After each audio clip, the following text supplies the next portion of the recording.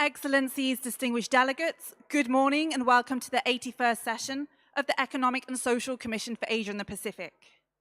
As we will begin shortly, may I kindly request all delegates joining us to please take your seats for the high-level opening.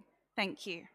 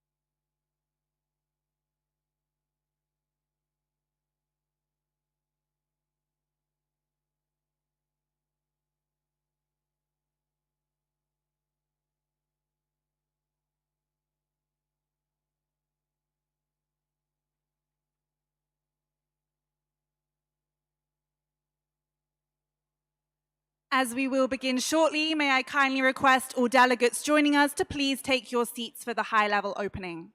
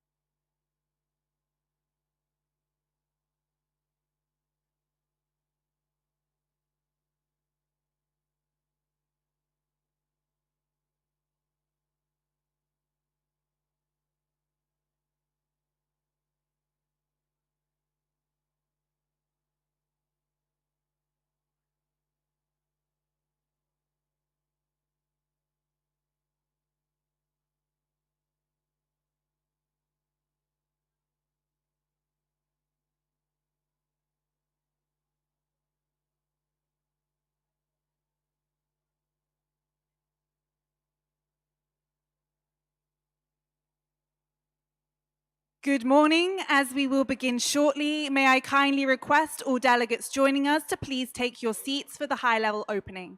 Thank you.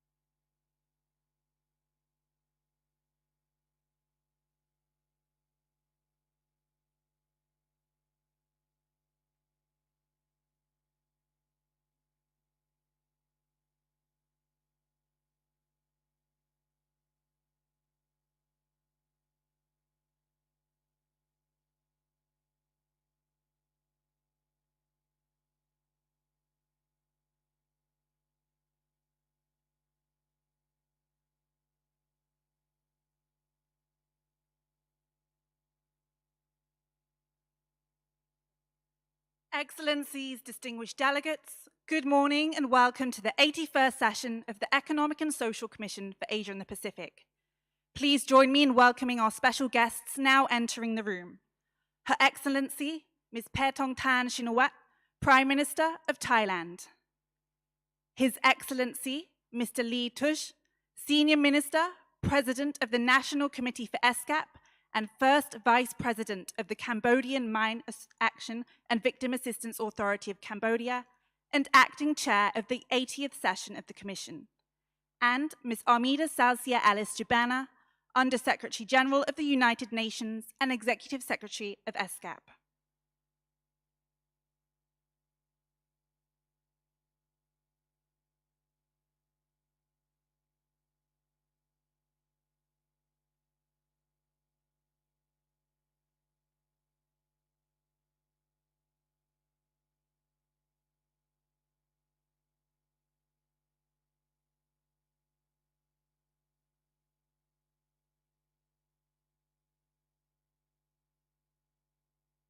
Excellencies, distinguished delegates, at this time we will begin the opening ceremony with a video of the traditional parade of flags of the members and associate members of the Commission.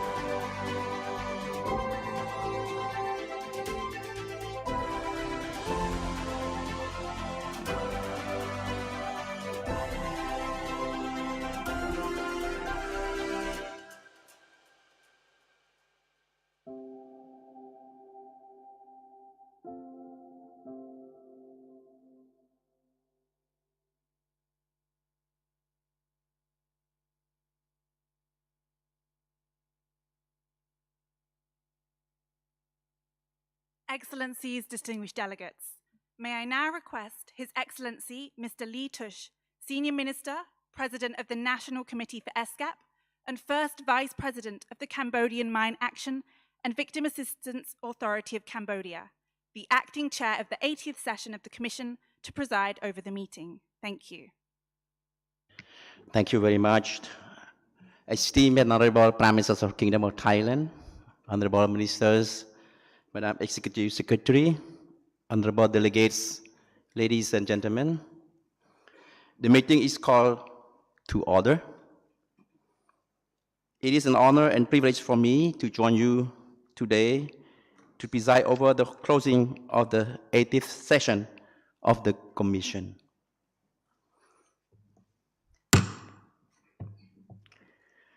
The chair of the 80th session, Her Excellency Madam Basatek Batmuk, Ministers of Foreign Affairs of Mongolia, could not be with us today, but has sent a video message.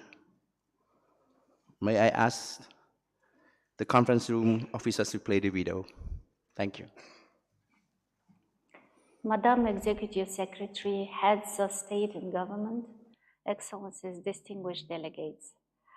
As we conclude the 80th session of the Commission, I'm pleased to reflect on the meaningful progress we have achieved under this year's guiding theme, leveraging digital innovation for sustainable development in Asia and the Pacific.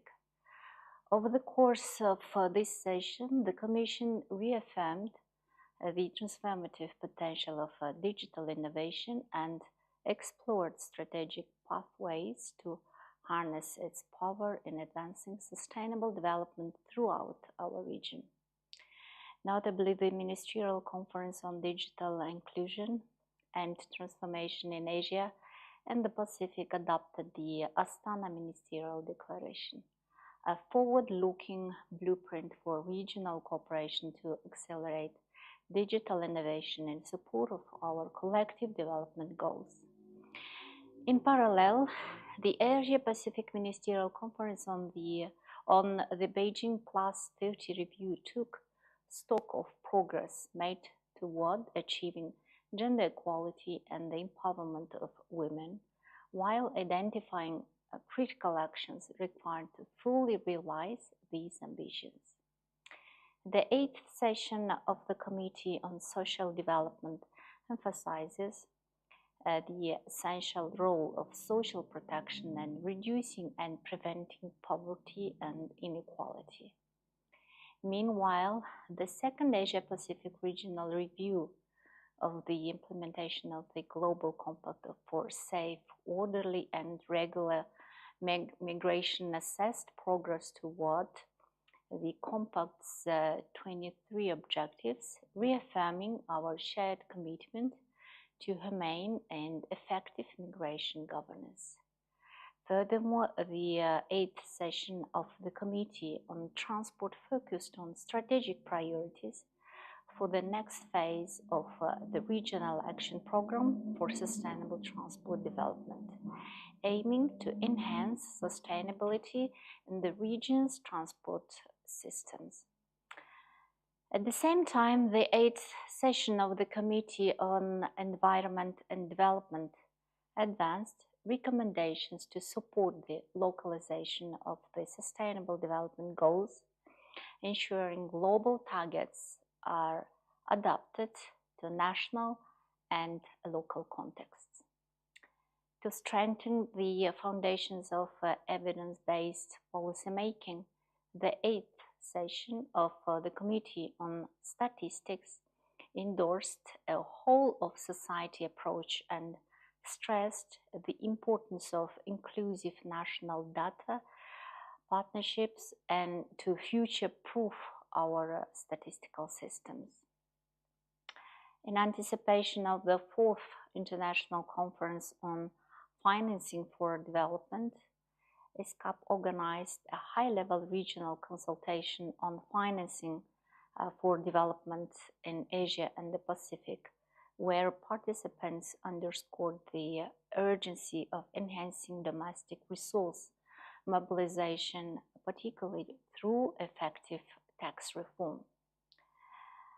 Distinguished delegates, these outcomes represent just a fraction of the Commission's accomplishments since our last session. Looking ahead, this year's theme calls attention to the critical role of regional cooperation in addressing urban challenges and presents a timely opportunity to promote inclusive, sustainable urban growth, especially in the context of the region's rapid urbanization. I look forward to our continued dialogue and collaboration in the year ahead. I thank you. Thank you very much for your attention, Honorable Prime Ministers, Excellencies, ladies and gentlemen. It's now my pleasure to conduct the election of officers for the 81st session of the Economic Social Commission for Asia and the Pacific. In line with its rules of procedure, the Commission will elect from among its members a chair and 2 vice chairs. However, if the plenary so decides, the rules may be applied differently today for the 81st session to elect a chair and 8 vice chairs of the session. Before we proceed with the election of the Bureau, I would like to express my deep appreciation to the chair of the working group on draft resolutions, His Excellency Mr. Fayyad Mohid Ghazi, Ambassador Extraordinary and Plenipotentiary and Permanent Representative of Bangladesh to ESCAP, and the Vice Chair, Ms. Katalaya Patumros, Deputy Director General, Department of International Organizations, Ministry of Foreign Affairs of Thailand, and Deputy Permanent Representative of ESCAP for guiding the deliberations of the working group to a successful conclusions. As delegates may be aware, the Commission at its 70th session decided that its chairs shall rotate among the 5 sub-regions of the Commission. This year is the turn of South and Southwest Asia. Therefore, I have the great honor to propose Her Excellency Madame Azu Rana Duba, Minister of Foreign Affairs of Nepal, as chair of the 81st session of the Commission. If there is no objection, it is so decided.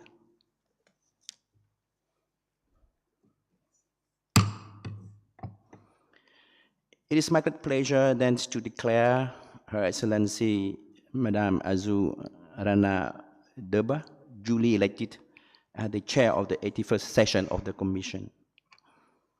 For the positions of vice chairs of the session, I have the pleasure of proposing the following officials. His Excellency Mr.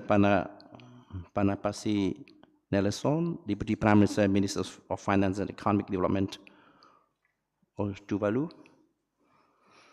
Myself, Lee Toj, Senior Minister of the Royal Government of Cambodia. His Excellency Mr. Maksu Katamutu Nalumisa, Minister for Housing and Local Development, Republic of Fiji. His Excellency Mr. Timur Amasana, Ambassador Extraordinary and Plenipotentiary and Permanent Representative of Mongolia to ESCAP.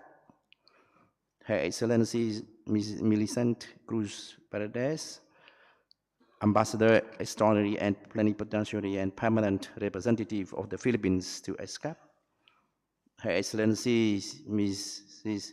Rusana Azar, Ambassador Extraordinary and Plenipotentiary and Permanent Representative of Pakistan to ESCAP. His Excellency Mr. Fayyad Mohid Ghazi, Ambassador Extraordinary and Plenipotentiary and Permanent Representative of Bangladesh to ESCAP, and His Excellency Mr. Akshin Bashiro, Ambassador Extraordinary and Plenipotentiary and Permanent Representative of Azerbaijan to ESCAP. I'm so sorry if I mentioned your name wrong. I changed your name. Please forgive me. I'm sure that the distinguished delegates whom I have proposed will discharge their duties efficiently for the successful deliberations of the session. Is there no objection? It is so decided.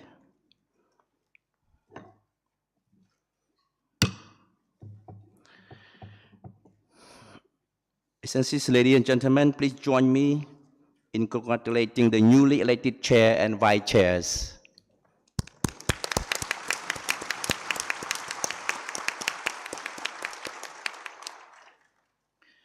Honorable delegates, ladies and gentlemen, it's now my honor to invite Her Excellency Madame Azu Rana Duba, the chair of the 81st session, to conduct the meeting from this point onwards. Thank you.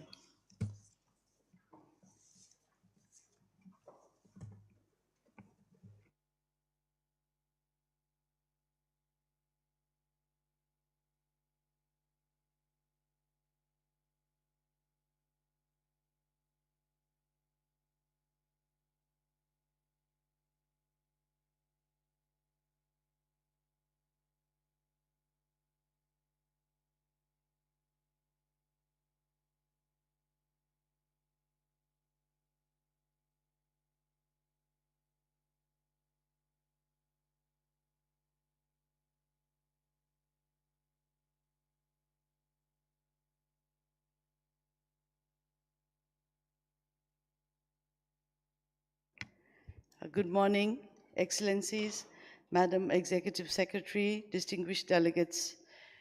I thank you all for the confidence placed in me and the great honor that you have bestowed on me and my country.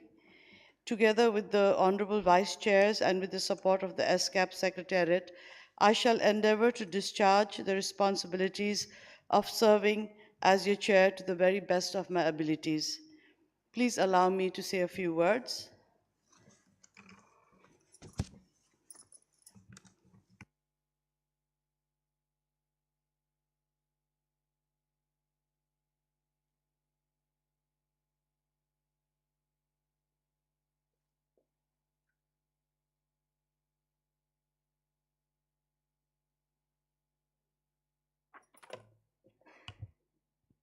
Madam Executive Secretary, Excellencies, distinguished delegates, it is both an honor and a privilege to chair the 81st session of the Economic and Social Commission for Asia and the Pacific.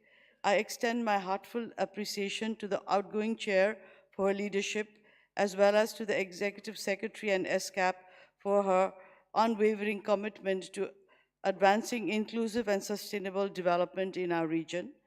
We meet at a time of global and regional transformation. The Asia-Pacific region today confronts a number of critical policy challenges. First, rising fiscal vulnerabilities as well as financial limitations are constraining the ability of governments to deliver essential services and make the necessary long-term investments in human capital and sustainable infrastructure. Second, trade fragmentation and protectionist trends threaten to reverse hard-won development gains. Third, the digital divide, particularly between urban and rural communities, remains stark. Without urgent action, this divide will not only deepen inequality, but also hinder inclusive growth. Fourth, social protection systems remain inadequate. We must significantly increase investments in social protection, drawing from best practices across the globe and tailoring them to our regional context. Fifth, the Asia-Pacific region is on the front lines of climate-induced disasters. Our cities and communities are vulnerable to devastating floods, droughts, and extreme weather events. Our Himalayas, which are not only the source of water, but also the livelihoods and civilization, have been disproportionately affected by the impact of climate change. Building climate resilience and investing in early warning systems is not a choice, but a necessity.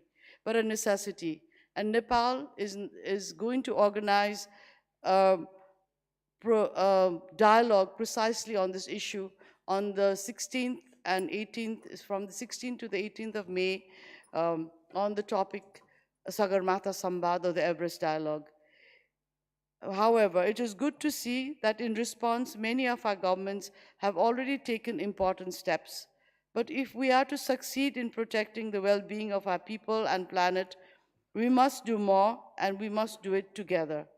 This brings me to the theme of this session: regional cooperation for resilient and sustainable urban development in Asia and the Pacific.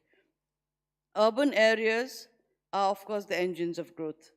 Innovation and opportunity are also the key engines of urban areas, and that's why our urbanization process is also very fast-paced. But unplanned urbanization brings about many problems.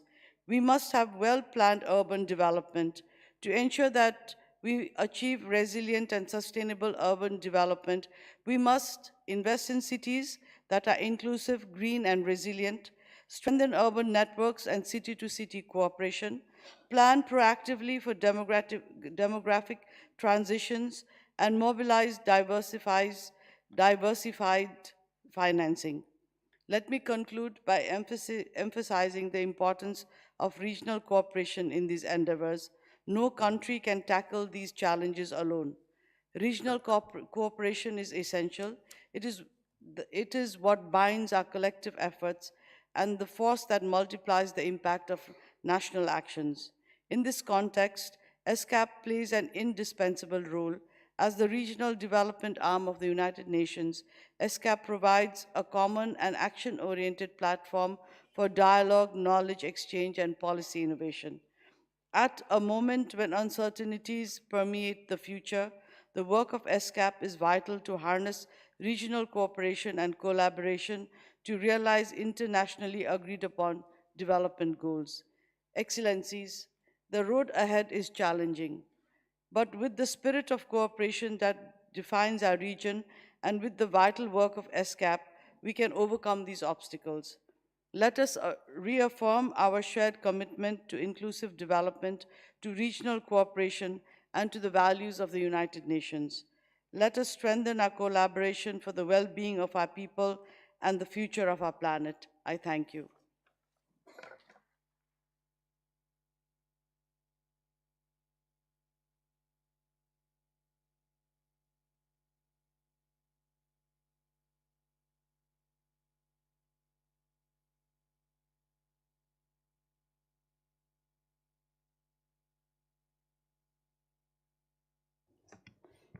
Excellencies, distinguished delegates, His Excellency Mr.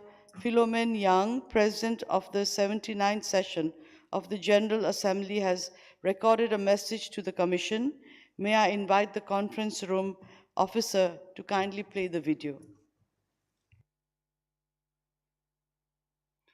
Excellencies, ladies and gentlemen, I extend my gratitude to the Executive Secretary of this Economic and Social Commission for Asia, Ms. Amida Salsia Alice Jabana, for inviting me to deliver these remarks.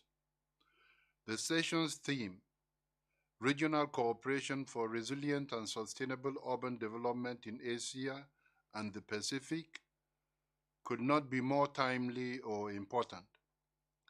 Cities are a major source of global economic strength, and they are central to our efforts to achieve the Sustainable Development Goals by 2030. They play a key role in tackling climate change, and they serve as major hubs for transport, innovation, and employment across all sectors. In Asia and the Pacific, urban areas account for an exceptional 80% of gross domestic product, and this is only growing at a rapid pace and scale. United Nations Office for Disaster Risk Reduction estimates that 60% of the people will live in urban areas by 2030. If countries are to reap the full benefits of urbanization in an equitable and socially just manner, we must act with purpose and with urgency. Urban areas across the region continue to experience the impacts of social, economic, and climate vulnerabilities in vastly different ways. This prevents the benefits of economic growth from reaching all urban dwellers equally. And this requires that we deepen regional collaboration and share insights from local experiences.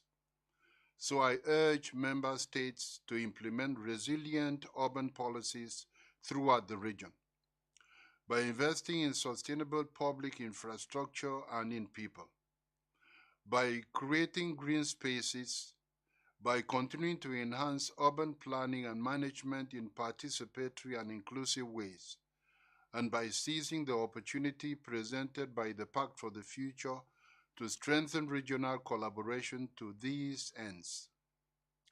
The upcoming 4th International Conference on Financing for Development offers an opportunity to reform the global financial architecture and to mobilize resources towards development priorities, including sound urbanization policies that embrace resilience and reflect local context. Excellencies, I commend the Economic and Social Commission for Asia and the Pacific for its valued partnership, and I encourage the region to keep leading by example, prioritizing sustainability and harnessing the potential of regional collaboration to bring about a more just, prosperous, and equitable future for all. I thank you.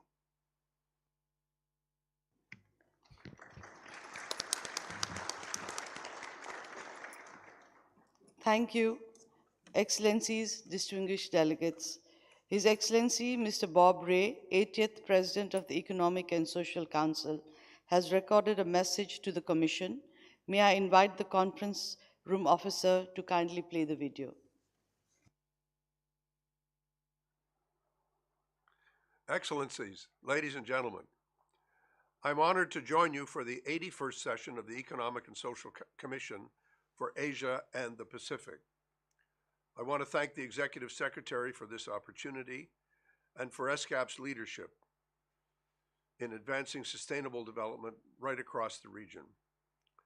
The theme of this session, Regional Cooperation for Resilient and Sustainable Urban Development in Asia and the Pacific, is both timely and vital. Urban development that is just, safe, healthy, inclusive, resilient, and sustainable is central to achieving the 2030 Agenda for Sustainable Development, the Paris Agreement, and the new Urban Agenda. Cities have, throughout history, been hubs of innovation, of culture, and commerce. But all our cities around the world are facing challenges: air pollution, increasing demand for clean water and energy, limited public space, and aging infrastructure, just to name a few. By 2050, Asia Pacific's urban population is expected to grow by 50%, which means adding 1.2 billion people. So if we don't upgrade infrastructure and enhance public services, many people risk being forced into informal settlements. And the region also stands on the front line of the climate crisis, facing more frequent and intense floods, storms, and heat waves. Excellencies, ladies and gentlemen, the cost of inaction is high, in fact, too high. We must invest in resilient infrastructure. We have to strengthen disaster risk reduction and integrate climate action and demographic shifts into all of our urban planning. Local and regional authorities are crucial for developing and implementing sustainable solutions to these urban challenges. In fact, a full 65%, 2/3 of the SDG targets depend on action at the local level. I'm confident that the knowledge and the ideas exchanged during this session will lay the foundation for strategic partnerships and policy innovation. I look forward to seeing its outcomes contribute to the 2026 High-Level Political Forum on Sustainable Development, where SDG 11 on sustainable cities and communities will be under full review. The Pact for the Future, which we passed last year, has highlighted the commitments required to build a better future for present and for future generations. Let us seize the momentum from this session to transform our cities into real engines of resilience, equity, and opportunity for many, many generations to come. Thank you so much.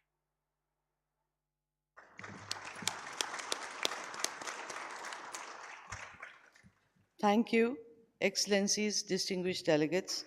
Ms. Amina J. Mohammed, Deputy Secretary General of the United Nations, has recorded a message to the Commission. May I invite the conference room officer to kindly play the video. Excellencies, ladies and gentlemen, I'm pleased to join you today for the 81st session of the Economic and Social Commission for Asia and the Pacific. As we gather, we face a moment of profound global change. Geopolitical tensions, protectionism, climate challenges, demographic shifts, and the rapid rise of artificial intelligence. In this complex landscape, Asia and the Pacific have an opportunity to lead with innovation and bold action. To move forward, we will need governance models and sustainable development strategies that enable innovation, integration, and a just transition, all in alignment with the 2030 Agenda. Despite the challenges, your region has made remarkable strides in advancing the Sustainable Development Agenda. Your region is home to some of the world's fastest growing economies and is leading the way with new models of green and blue prosperity, placing sustainability and people at the center of progress. From clean energy to economic growth, your region is creating opportunities to enhance service delivery, generate jobs, and harness technology. As a leader in clean energy, Asia Pacific is scaling electric public transport systems, reducing emissions, and improving urban mobility and health. With over 2.2 billion urban residents and 7 of the world's largest megacities, your region stands at the forefront of global urban solutions. By working together, we can close inequalities, mitigate climate impacts, and empower women while driving investments that propel multiple SDGs forward. Asia-Pacific cities have pioneered digital innovations, transforming public institutions, from tax collection to targeted subsidies. These efforts are paving the way for adaptive policies that can inspire collaboration across the region. While there is still much to be done with strong governance, clear regulatory frameworks, and innovative financing, we can create a future of long-term progress. Shared experiences and private sector engagement will help us test and scale up successful solutions. Cities will continue to play an essential role in climate action, prioritizing resilient infrastructure and renewable energy. As we approach COP30, we must ensure that our climate plans support workers and communities while aligning with national development goals. Excellencies and friends, to deliver on the SDGs, we must strengthen the means of implementation. That means increasing access to finance, advancing technology transfer, and investing in institutions that work for people. We must also tackle the trade barrier and tariffs that limit opportunity. A fairer, more inclusive global trading system will help to drive sustainable development, ensuring that all countries, especially in this region, can unlock their full potential. As we enter the final 5 years of the SDGs, now is the time to accelerate our actions. Together, we can turn our shared ambitions into meaningful progress. I look forward to hearing your ideas and to the leadership that you will bring in the next phase of our journey. Thank you.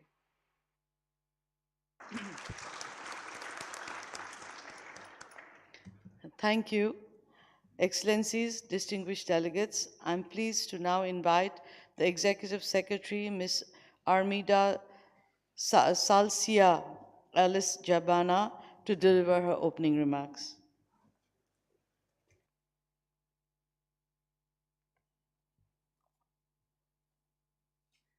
Excellency Ms. Arzu Ranadoba, Chair of the 81st Session, Excellency Ms. Patongtar Sinawat, Prime Minister, Royal Thai Government, Excellencies, distinguished delegates. It is my honor to welcome you to the opening of the 81st Session of the Economic and Social Commission for Asia and the Pacific. At the very onset, I should like, on behalf of the Secretariat, to express our deepest appreciation to the Royal Thai Government for hosting the Commission and its unwavering support over the years. We gather at a time of profound change, trade fragmentation, sovereign debt crisis, productivity slowdown, demographic shifts, rising digital divide, and climate shocks cast a shadow on our progress. They place stability, a prerequisite for development, at risk and threaten the well-being of people. In such a dynamic landscape, regional cooperation increasingly becomes an important means to tackle these interconnected challenges. Despite these changes, we remain steadfastly optimistic. The unwavering determination of the people and steadfast commitment of the leaders to enhance cooperation have made our region resilient. It has deftly navigated through past crises and always emerged stronger and better. As home to the world's most dynamic and rapidly expanding economies, our region leads the change or the charge in technological advancement and innovation. We have witnessed its remarkable ability to mobilize capital and technology for green transitions. To accelerate our progress calls, the scale of our solutions must be raised through regional cooperation. Cross-country collaboration, including through intergovernmental policy dialogue, would foster the sharing of information, transfer of technology, and replication of solutions that work. Such dynamics would be our catalyst for further innovation.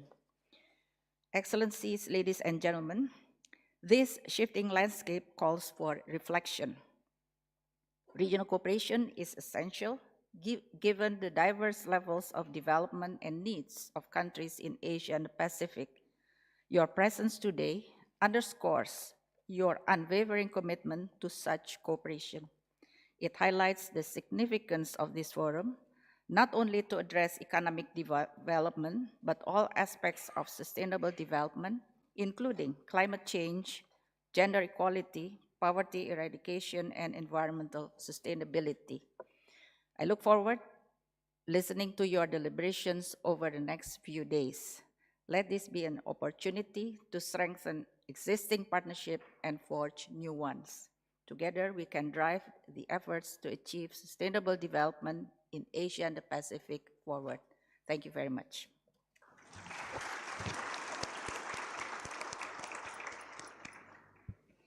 Thank you, Madam Chair. Excellencies, distinguished delegates, it is now my honor to invite Her Excellency Ms. Petongtarn Shinawatra, Prime Minister of the Kingdom of Thailand, to deliver special remarks and welcome address on behalf of the host government.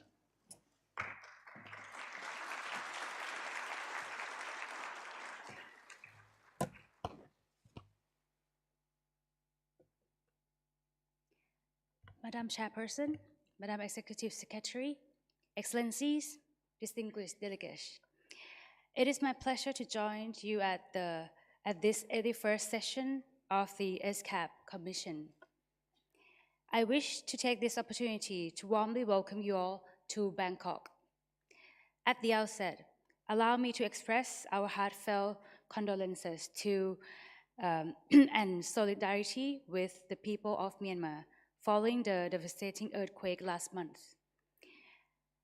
As a close neighbor of Myanmar, Thailand has promptly provided humanitarian support to relieve the plight of the affected population. We stand ready to do more, and here I would like to express my heartfelt appreciation for the warm words of support from across the world for Thailand's early recovery from the tragic situation.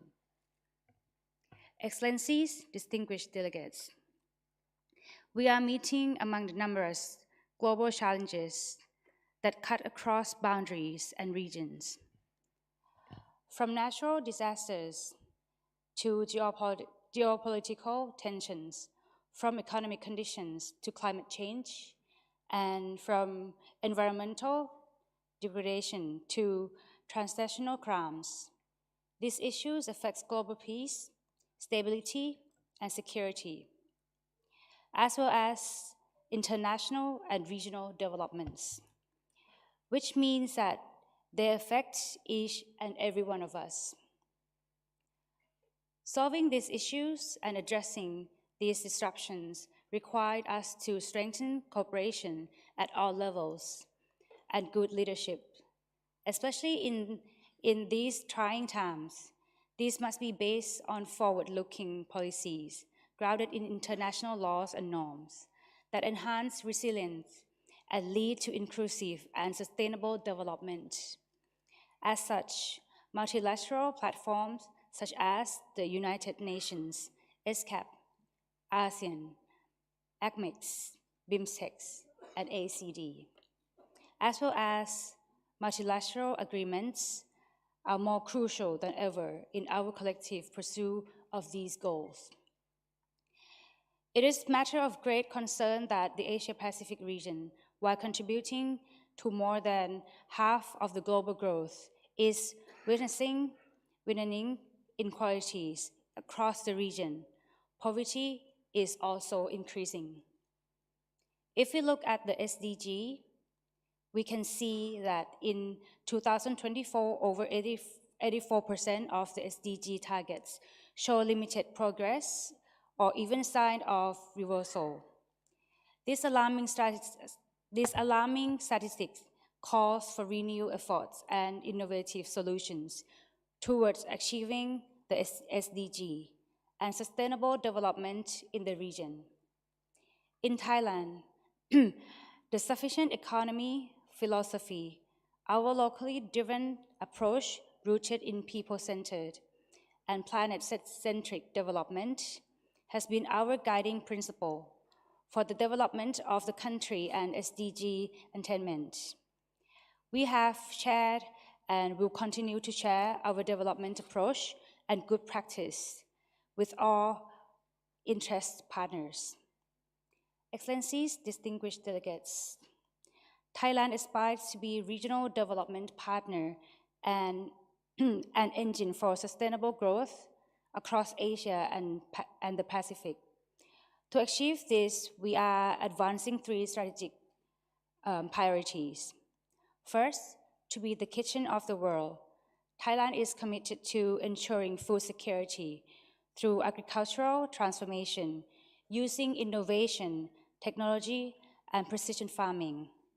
Our aim is not only to feed people and improve livelihoods, but also to contribute to a strong and inclusive regional food system. Second is to develop creative economy with our rich cultural heritage and assets, or soft power. Thailand is developing a people-centered economic model through cultural industries, design innovation, and wellness tourism. These stress destinations and community-based tourism are just some of the means we have to devise to generate jobs and support balanced development beyond major cities. Third is to build advanced and sustainable industries through green transition. Thailand has adopted policies towards green and digital transitions. Sorry. Excuse me.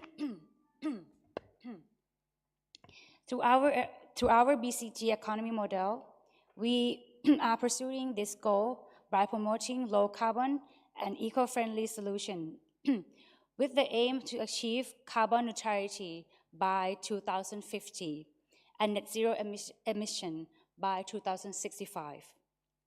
Together, these three priorities are not only shaping Thailand's path towards sustainable development, but they are also contributing to stronger regional supply chains, cross-border service, and expand cooperation in green technologies. Excellencies, distinguished delegates, by the year 2050, nearly 70% of the world's population would live in cities. The theme for this Commission session is therefore timely and essential and reminds us to the vital importance of the sustainable urbanization in both theory and practice. Urbanization is not only about the safety and well-being of the people, but it's also about shaping a resilient future. Disaster risk reduction must therefore be integrated into urban planning. Resilient cities must be equipped to withstand various risks and threats, and must have infrastructure that can respond to natural disasters and the impacts of the climate change, such as flooding, drought, and heat waves. At the same time, cities must also be safe. Habitants must be safeguarded against transnational crimes, such as drug and human trafficking and cybercrime, requiring enhancing law enforcement and increasing digital access and literacy for all. For our part, Thailand is committed to fostering cities that are resilient, where innovation and inclusion go hand in hand. Towards this end, my government has initiated projects such as the 20 baht, or about $0.6 flat fare for all Bangkok's urban rail transit network to reduce economic disparity,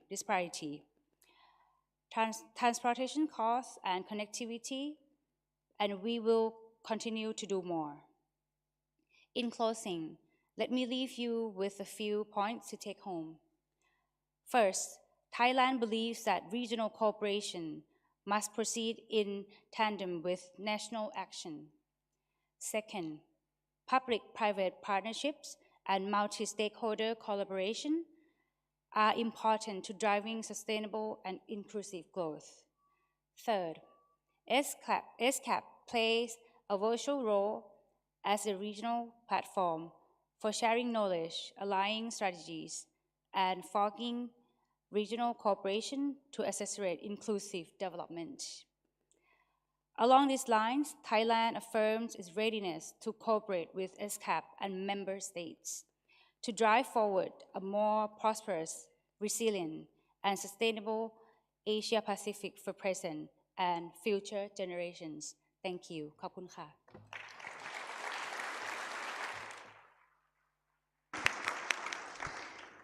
Thank you, Your Excellency.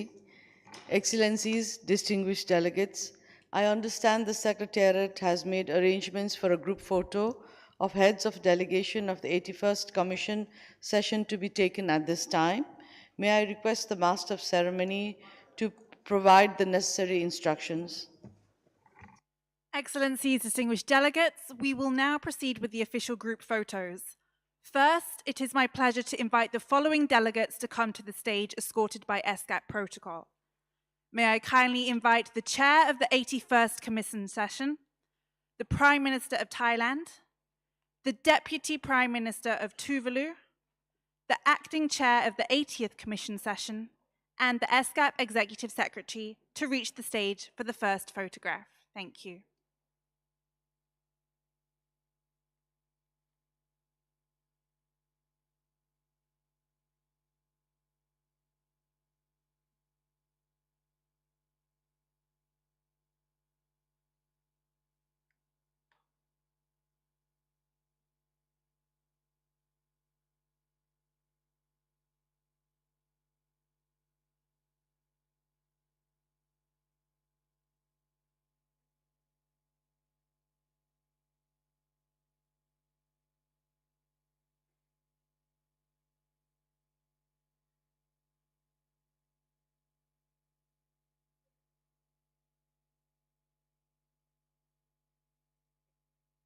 Many thanks, distinguished delegates.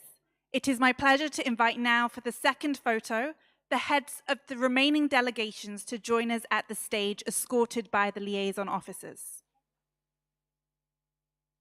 Please note the heads of remaining delegations to join us on stage, escorted by the liaison officers. Thank you.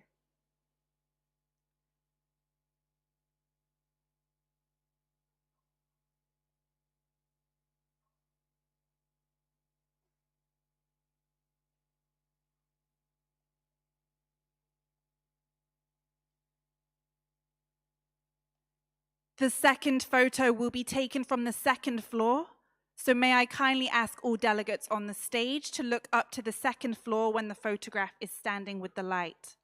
When taking the photo, the light will be turned off momentarily and the photo will be taken. Once the photo is taken, the light will be switched on again. Please remain looking up until the photo is taken and the light is switched back on. May I kindly request that delegations on the floor please sit down as the photo is taken to allow the camera to have the best view. So those standing in front of the photo, please lower your cameras so we have the best view. So please look up to the second floor where the cameraman is shining a light. When the photo is taken, that light will be taken off, and keep looking up. To those standing in front, please sit down. The delegation's taking photos, so allow the best view. The photo is now in progress. Please keep looking upwards. The photo is still in progress. Keep looking upwards. Thank you. Still in progress. There we go. Keep looking upwards. Okay, the photo is completed. Thank you all. Thank you, distinguished delegates. You may now return to your seats and we will continue with the proceedings. Thank you very much.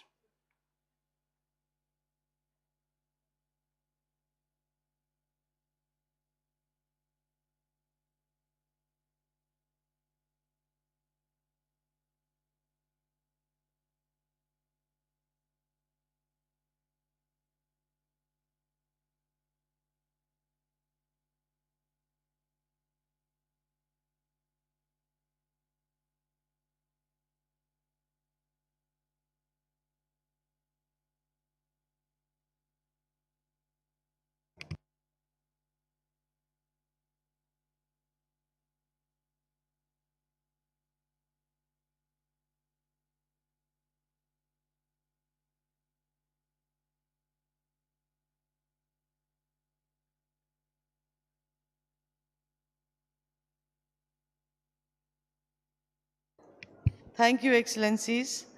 I understand the Secretariat has prepared a short video on the theme of this session, leveraging digital innovation for sustainable development in Asia and the Pacific. May I invite the conference room officer to kindly play the video?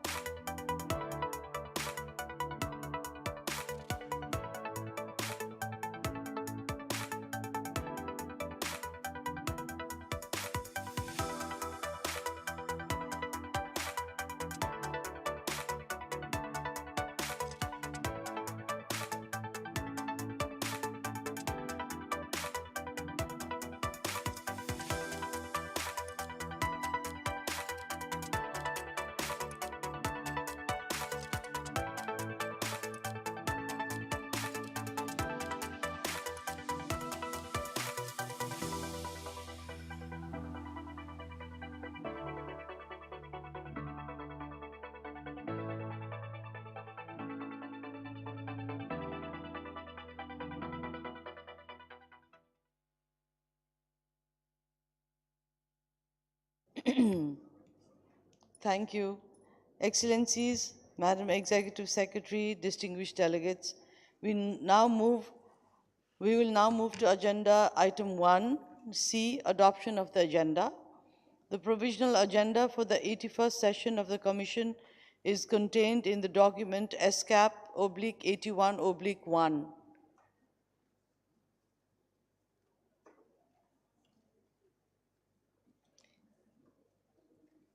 Please, does any delegation have any comments on the agenda?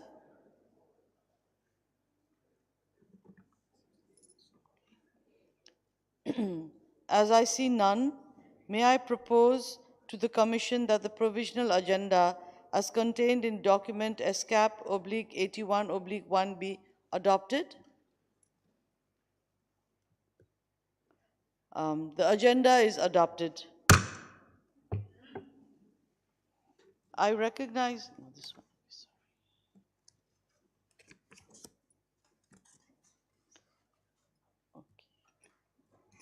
Distinguished delegates, in order to facilitate the conduct of the session, I now turn to the matter of statements in exercise of the right of a reply during the meetings of the Commission.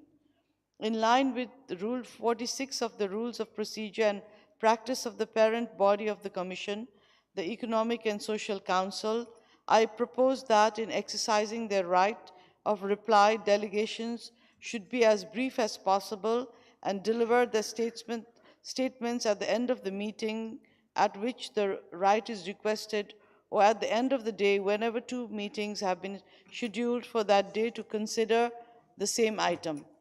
I further propose that number of the interventions in exercise of the right to reply for any delegation at a given meeting should be limited to 2 per item, with the first intervention limited to 3 minutes and the second, if any, to 2 minutes. I hear no objection. The Commission will proceed accordingly. Delegations wishing to exercise the right of reply are kindly requested to inform the Secretariat staff located to the right next to the podium.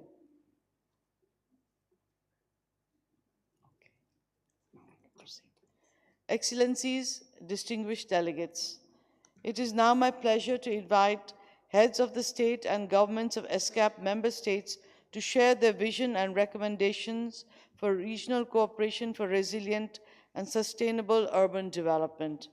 First, may I ask the conference room to play the message of His Excellency Professor Muhammad Yunus, Honorable Chief Advisor of Bangladesh, sorry. Bismillahir Rahmanir Rahim. Madam Chair, Excellencies, distinguished delegates, Assalamu alaikum, and a very good day to all of you. It's a pleasure for me to address this 81st session of UN ESCAP. I would like to thank the Royal Thai government and the UN ESCAP for convening this meeting under the timely theme, Regional Cooperation for Resilient and Sustainable Urban Development.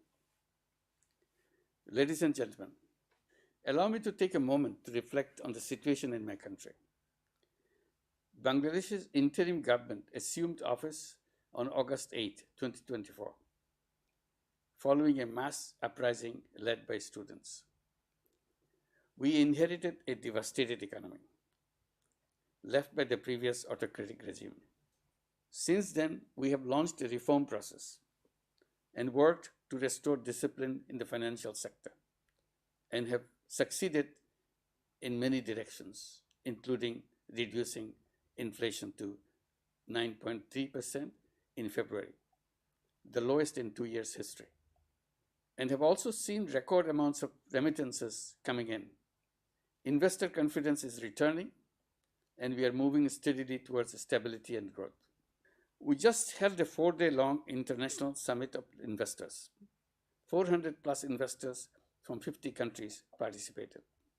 Ladies and gentlemen, sustainable urban development, the topic of this conference, is now central to our progress. With one of the highest population densities in the world, Bangladesh faces acute urban challenges: climate vulnerability, infrastructure gaps, and social inequality. Yet, we remain committed to building inclusive and climate resilient economy. As we prepare for LDC graduation next year, we must ensure our urban transformation is not only economically sound, but also socially inclusive and environmentally sustainable. Climate change remains our gravest threat. Rising seas, floods, cyclones severely impact our cities. We call for enhanced global cooperation and effective climate financing to support our adaptation efforts. In response to climate vulnerabilities, we are investing in green and climate resilient infrastructure, sustainable housing, and nature-based solutions. Our low-cost housing initiatives support climate vulnerable populations, while urban wetland restoration and green building materials are reducing environmental stress. Distinguished delegates, inclusive development remains a top priority for Bangladesh. Our experience in microfinance and social business has shown that financial inclusion is a powerful tool against poverty.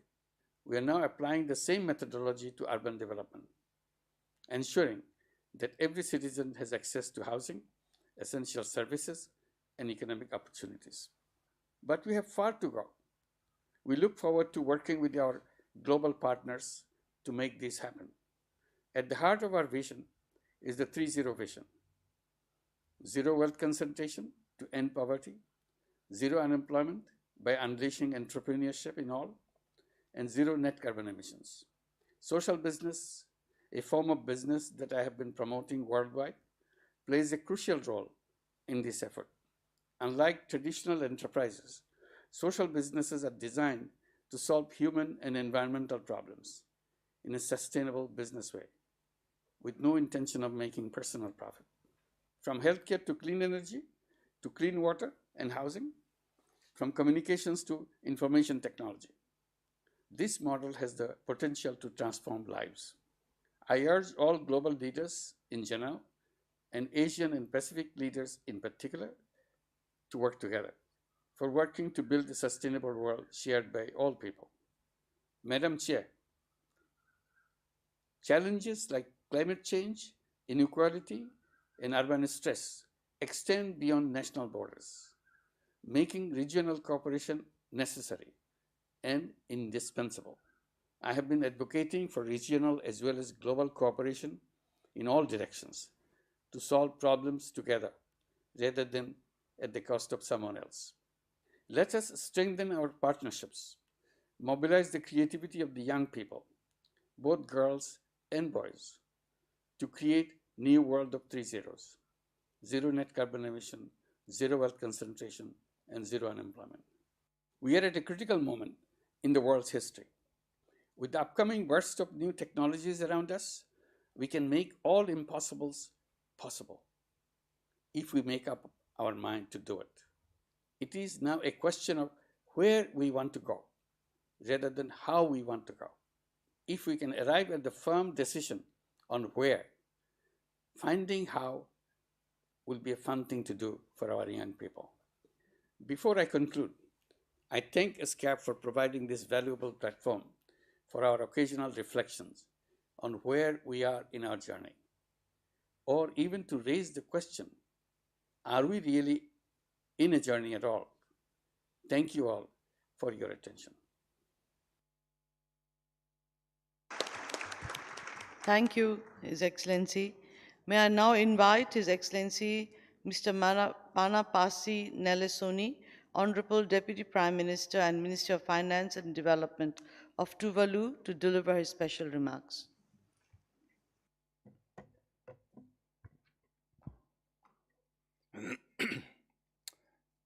Madam Chair, Excellencies, Honorable Ministers, distinguished delegates, ladies and gentlemen. I am honored and privileged to be given the opportunity to address this esteemed gathering at its opening segment on behalf of the Government of People of Tuvalu. I wish to extend my warmest appreciation to the government and the people of the Kingdom of Thailand for their gracious hospitality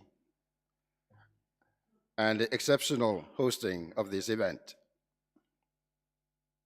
I would also like to take this opportunity to commend the United Nations Economic and Social Commission for Asia and the Pacific, ESCAP, for its efforts in fostering regional cooperation and collaboration in support of the 2030 Agenda for Sustainable Development. The unwavering commitment demonstrated in promoting sustainable development, alleviating poverty, and protecting the environment stands as a testament to the organization's dedication to creating a better future for all. Excuse me. Excellencies, ladies and gentlemen, climate change is the single greatest existential threat to Tuvalu. Rising sea levels, storm surges, saltwater intrusion, and unpredictable weather patterns are threatening our lives and livelihoods. Despite these challenges, we are determined to chart our path forward towards a sovereign and sustainable future for Tuvalu. We remain resolute in our commitment to addressing them through proactive measures that prioritize the safety, resilience, and well-being of our people and communities.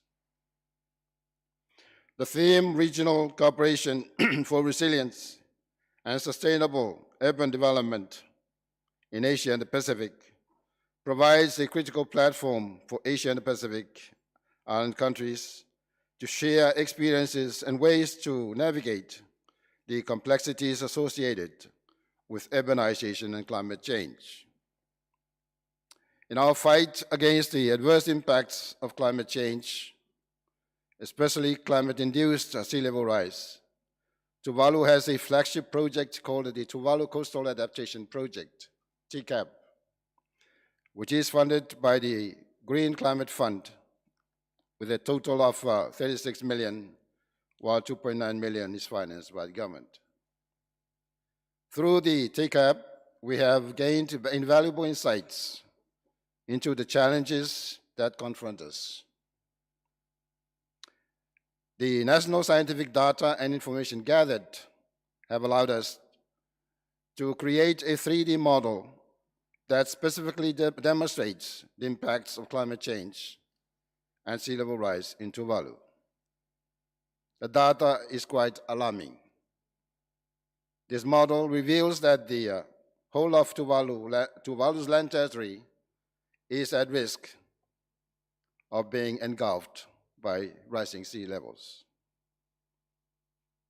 Over the past years, we have experienced a significant increase in population density within our low-lying urban areas.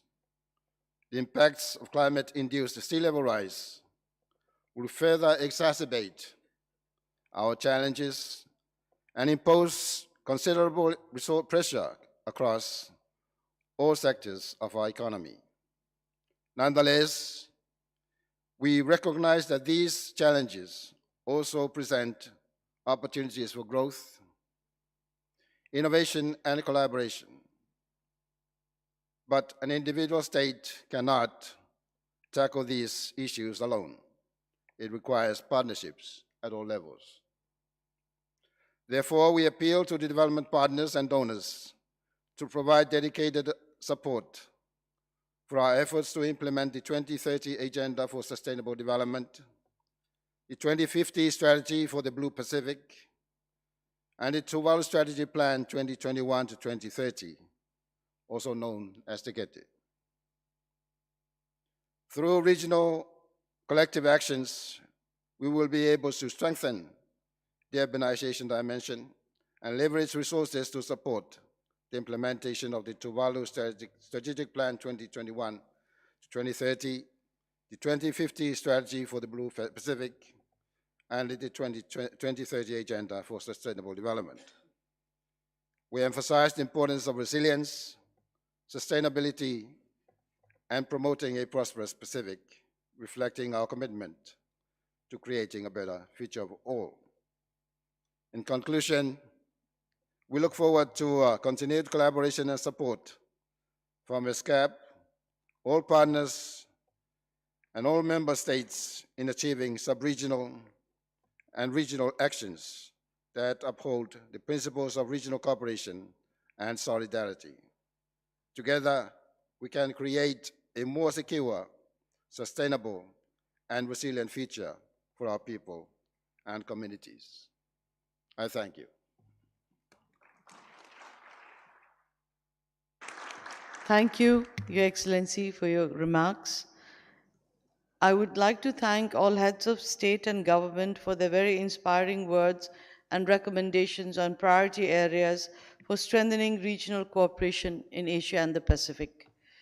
Excellencies, distinguished delegates, the Commission will now consider Agenda Item 2A, which is the general debate on current and emerging policy issues for inclusive and sustainable development in Asia and the Pacific. The document pertaining to this agenda item is ESCAP/81/2. I give the floor to Madam Executive Secretary for her policy statement now.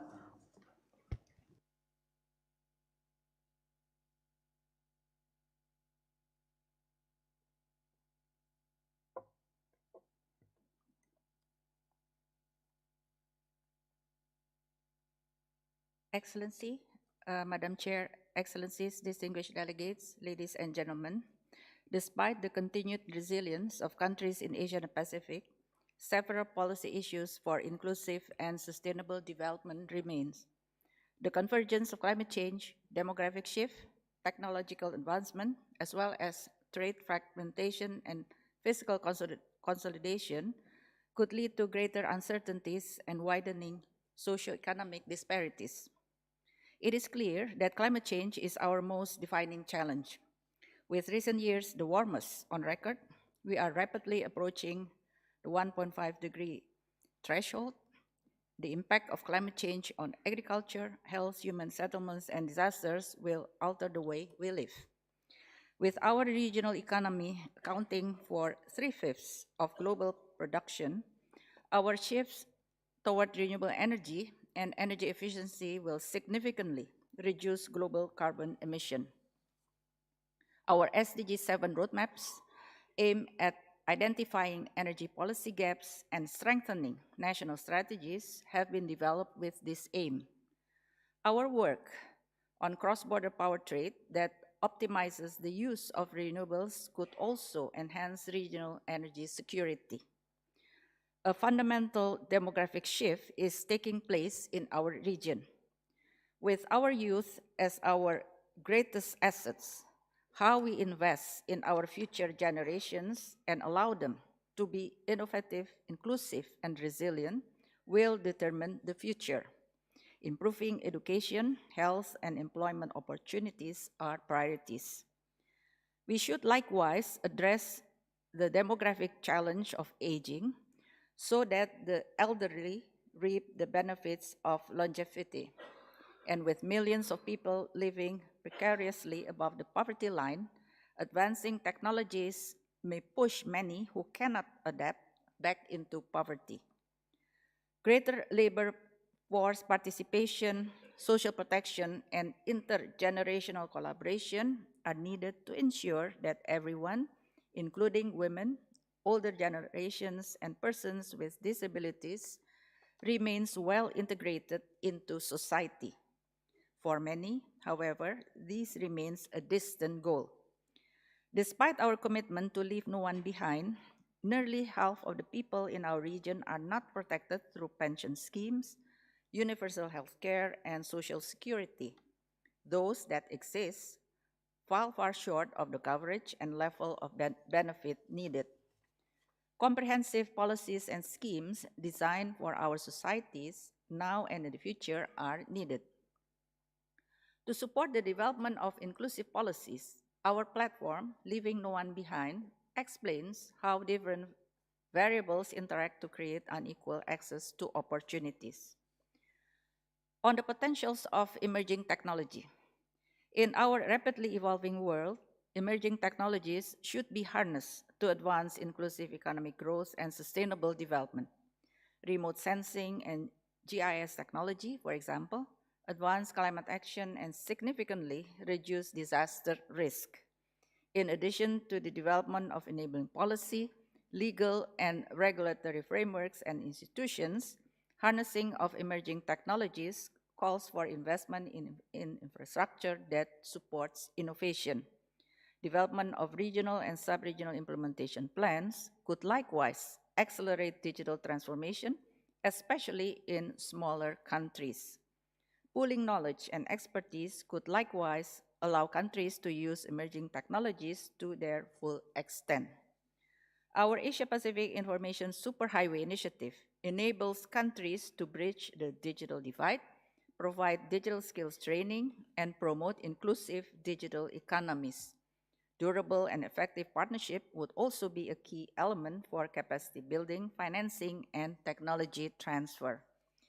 Each of our initiatives, such as exemplified above, are tailored to support the development challenges of our member states and scaled across the region. Excellencies and distinguished delegates, addressing these intertwined challenges, including through our support, calls for the development of common enabling conditions across countries. First and foremost, political leadership should overcome vested interests. Transparency and accountability increase public trust and enable difficult reforms. Second, increasing uncertainty given the constant dynamic change calls for adaptive policy making. Agile statistical system should provide real-time data to support evidence-based policy making, while new ideas tested to see how they can better address evolving challenges. And third, addressing complex systemic issues calls for a whole-of-society approach.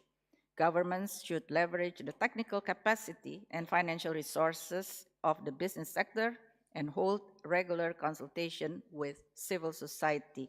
And finally, given the diverse levels of development and needs of countries in Asia and the Pacific, stronger regional cooperation is critical. Global shifts will continue to affect each of us. It is important that we anticipate the challenges that have yet to emerge. Key economies of Asia and the Pacific, driven by the financial resources and technologies of their private sectors, will continue to influence global as well as regional dynamics. The deepening and widening of regional initiatives, as well as their convergence with others, could complement existing efforts in the region. With the least developed countries, landlocked developing countries, and small island developing states, comprising more than half of the countries in Asia and the Pacific, sub-regional cooperation may also be key to ensuring their regional integration. Given the capacities available in our region, the solutions to the challenges are within our grasp. Excellencies, distinguished delegates, we once again reaffirm our commitment set forth in the 2030 Agenda for Sustainable Development and assess how Asia and the Pacific as a region could attain our goals. I should like to invite the Commission to provide insights on ways to overcome our common challenges together through strengthened regional cooperation. With these words, I thank you.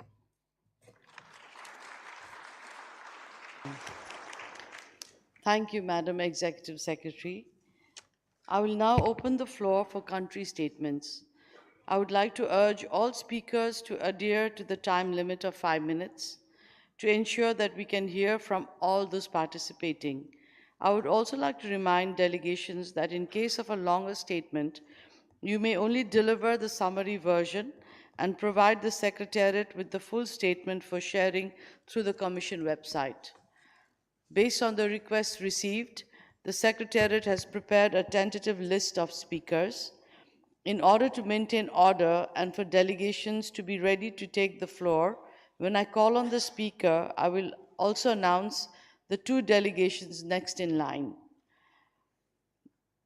Delegations called upon to speak would speak from the podium. I hope that is okay. If so, I now open the floor country statements, I give the floor to His Excellency Mr. Na Kor Ming, Minister of Housing and Local Government of Malaysia. After that, I would like to request His Excellency, Her Excellency. Okay, Her Excellency T. Lai Tok, Senior Minister, President, National Committee of ESCAP and First Vice President of the Cambodian Mine Action and Victim Assistance Authority of Cambodia to be ready. And after that, His Excellency Mr. Ma Zhao Zhu, Deputy Foreign Minister, Ministry of Foreign Affairs of China. So, so first is going to be Malaysia, then Cambodia, then China. Thank you. Please, Excellency. Thank you, Madam Chair. Honorable Ministers, distinguished delegates, ladies and gentlemen, Sawadee-krap. I would like to begin Malaysia's country statement with our deepest appreciation to Executive Secretary, Her Excellency Madam Amida Alijaz Bana, and her team for organizing these important sessions, and also the warm hospitality extended by the Royal Thai government to all of us. Excellencies, let me begin by recalling wisdom of the great philosopher Lao Tzu, who once said, if there is to be peace in the world, there must be peace in the nations. If there is to be peace in the nations, there must be peace in the cities. If there is to be peace in the cities, there must be peace between neighbors. And if there is to be peace between the neighbors, there must be peace in the home. If there is to be peace in the home, there must be peace in the heart. In these challenging times, we must redouble our cooperation and collective action to ensure peace and common prosperity for our future generations. Let us recognize that resilient and sustainable urban development is critical for the well-being of our people and also the health of our planet. Our regions comprise about 60% or 4.8 billion of the world population. So, how we continue to urbanize will determine the fate of the planet. In the last 50 years, the Asia-Pacific region has achieved economic growth through urbanization. The rapid growth of our cities is exerting tremendous pressure on housing, basic services, and infrastructure. This is negatively impacting our people's well-being and jeopardizing our planetary health. Excellencies, in recognition of these challenges, I would like to reiterate Malaysia's unwavering commitment to reinforcing policies and also actions aligned with the Sustainable Development Goals, particularly SDG 11, which ensures inclusive, safe, resilient, and sustainable cities and human settlements. In the last 2 years, Malaysia's Housing for All policy has approved and delivered 466,000 affordable homes, which is 93.3% achievement from the targeted 500,000 units within the 5-year span of 12 Malaysia Plan, and we're raising the national home ownership rate to 77%. We also prioritize urban livability with a commitment to build 1,000 Madani recreational parks in 10 years and plant 100 million trees in 5 years in our Malaysian National Greening Program, which we have exceeded our target by planting 115 million trees. Our engagement in voluntary local reviews has improved multi-level governance structure, with 53% of our local councils working with the federal government to ensure priorities resonate harmoniously with our national sustainable development agenda. As the first Asia-Pacific member states to launch an SDG 11 national roadmap, Malaysia is scaling up this model, partnering with the Philippines and ESCAP. I'm also pleased to introduce the Asia-Pacific Urban Agenda Platform, a collaboration with the UN Habitat to enhance knowledge sharing and voluntary reporting on the implementation of the new urban agenda and SDG 11, fostering a community of best practices across our region. Distinguished delegates, as a co-chair of the Asia-Pacific Localization Partnership for Sustainable Cities, Malaysia are heading the Cairo Call to Action at the 12th World Urban Forum to help transformation aspiration into action by empowering communities and fostering partnership that drive meaningful progress. In addition, we are excited to initiate a new cooperation track on National Cool City Action Plan and nature-based solution for urban climate action. Co-delivered with ESCAP, such engagement platform help bring climate conversation and consultation to cities, towns, and regions. As chair of ASEAN in 2025, Malaysia has chosen sustainability and inclusivity as our main theme. I hereby assure you of Malaysia's steadfast commitment to actively involve all member states and ESCAP in the ASEAN Sustainable Urbanization Forum. In closing, let me thank our host, the government of Thailand, for their wonderful hospitality.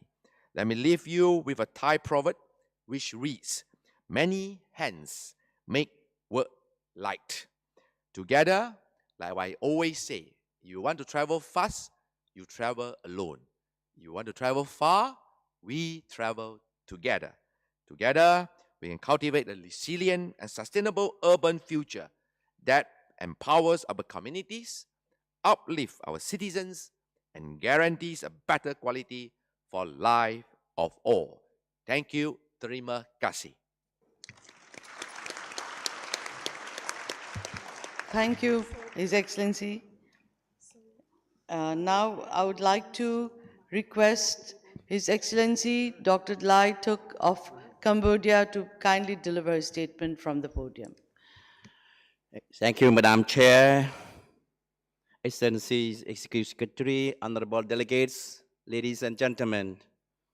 It is a great honor to address this the 81st session on behalf of the Royal Government of Cambodia. I wish to extend sincere gratitude to ESCAP Executive Secretary, the Secretariat for organizing this important session, and to the government and the people of Thailand for their warm hospitality. The theme this year, regional cooperation for resilient and sustainable urban development, could not be more relevant. Our region is home to over 2 billion urban residents and countless cities, rising cities. And yet, these centers of growth face rising pressures from climate shocks and inequality to infrastructure gaps and resource stress. The answers to these challenges lies not in isolation, but in cooperation. Cambodia's story offers a glimpse into what regional partnership and resilience can achieve. Just 4 decades ago, Cambodia's cities were silent. The fall of the Khmer Rouge in 1979 left Phnom Penh empty and many provinces abandoned. The land was unsafe, scarred by landmines. Our cities had no voice, only ruins and fear. But through the visionary leadership of our former Prime Minister, Samdech Hun Sen, we began rebuilding brick by brick, policy by policy. His rectangular strategy had laid the foundation: peace and security, infrastructure, education, and economic growth. Cities like Phnom Penh, Battambang, and Siem Reap were reborn, transformed into vibrant centers of trade, learning, and opportunity. At the ASEAN Mayors Forum in 2022, Samdech Hun Sen said, to grow a strong, green, and fair community, we must begin with smart, tough, and connected cities. These words guide us still. Madam Chair, honorable delegates, recent disasters have reminded us all of our vulnerabilities. The 7.7 magnitude earthquake that struck near Mandalay just weeks ago claimed thousands of lives and damaged infrastructure as far as Bangkok. Typhoons, floods, and earthquakes across our region continue to strengthen urban centers and test our resilience. Cambodia has not suffered such disasters recently, but we are not immune. These events are powerful reminders that resilience must be built before the storm arrives, and that we must learn from one another. ESCAP plays a crucial role in this. The knowledge shared from China's, Japan's earthquake-proof infrastructure, Indonesia's community-based preparedness, and Thailand's rebuilding strategies strengthens us all. This is the values of regional cooperation. Madam Chair, Excellencies, ladies and gentlemen, today, under the leadership of our Prime Minister, Hun Manet, Cambodia continues to invest in urban resilience with an eye to the future. His Pentagonal Strategy Phase 1 puts sustainable cities at the heart of development. At the Cambodia Republic of Korea Summit last year, our Prime Minister pledged that Cambodia will generate 70% of its energy from clean sources by 2030 and reach carbon neutrality by 2050. This is not just a climate goal, it is a growth strategy. It reflects a deep belief that resilient cities must also be green, inclusive, and economically viable. Our Phnom Penh Sustainable City Plan 2018-2030 is being implemented with significant support from ASEAN, ESCAP member states, and partners. It is improving waste systems, flood resilience, and public transport. We are part of the ASEAN Smart Cities Network, exchanging experience and innovation that benefit not just Cambodia, but the whole region. Madam Chair, honorable delegates, Cambodia's journey from landmines to lively cities proves that transformation is possible. From a nation once dependent on aid, we are now nearing graduation from the least developed countries category. But we know that sustainable urban growth must leave no one behind. As we reflect on the goals of the 2030 Agenda, the Paris Agreement, and the new urban agenda, let us renew our commitments to shared action. Regional solidarity is our strength. Madam Chair, let us build cities where digital technology inclusion, where clean energy powers homes and hospitals, where people of all backgrounds find dignity and opportunity. On this occasion, Excellencies, ladies and gentlemen, I'm pleased also to inform the esteemed sessions that Cambodia is honored to host 2028 Asia Pacific Ministerial Conference on Digital Technology. And our Ministries of Post and Telecommunication will be your host on behalf of our government. Let us work together to make urban spaces engines of peace, prosperity, and resilience. Cambodia stands ready to share, to learn, and to grow together with all of you. I thank you for your attention.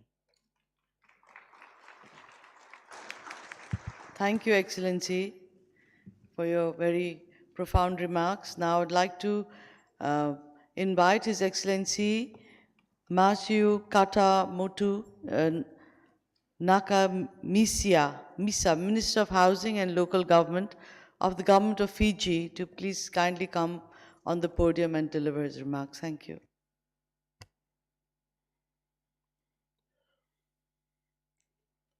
Madam Chair, Madam Executive Secretary, Excellencies, invited guests, ladies and gentlemen. Bulvinaka and warm greetings from the Republic of Fiji.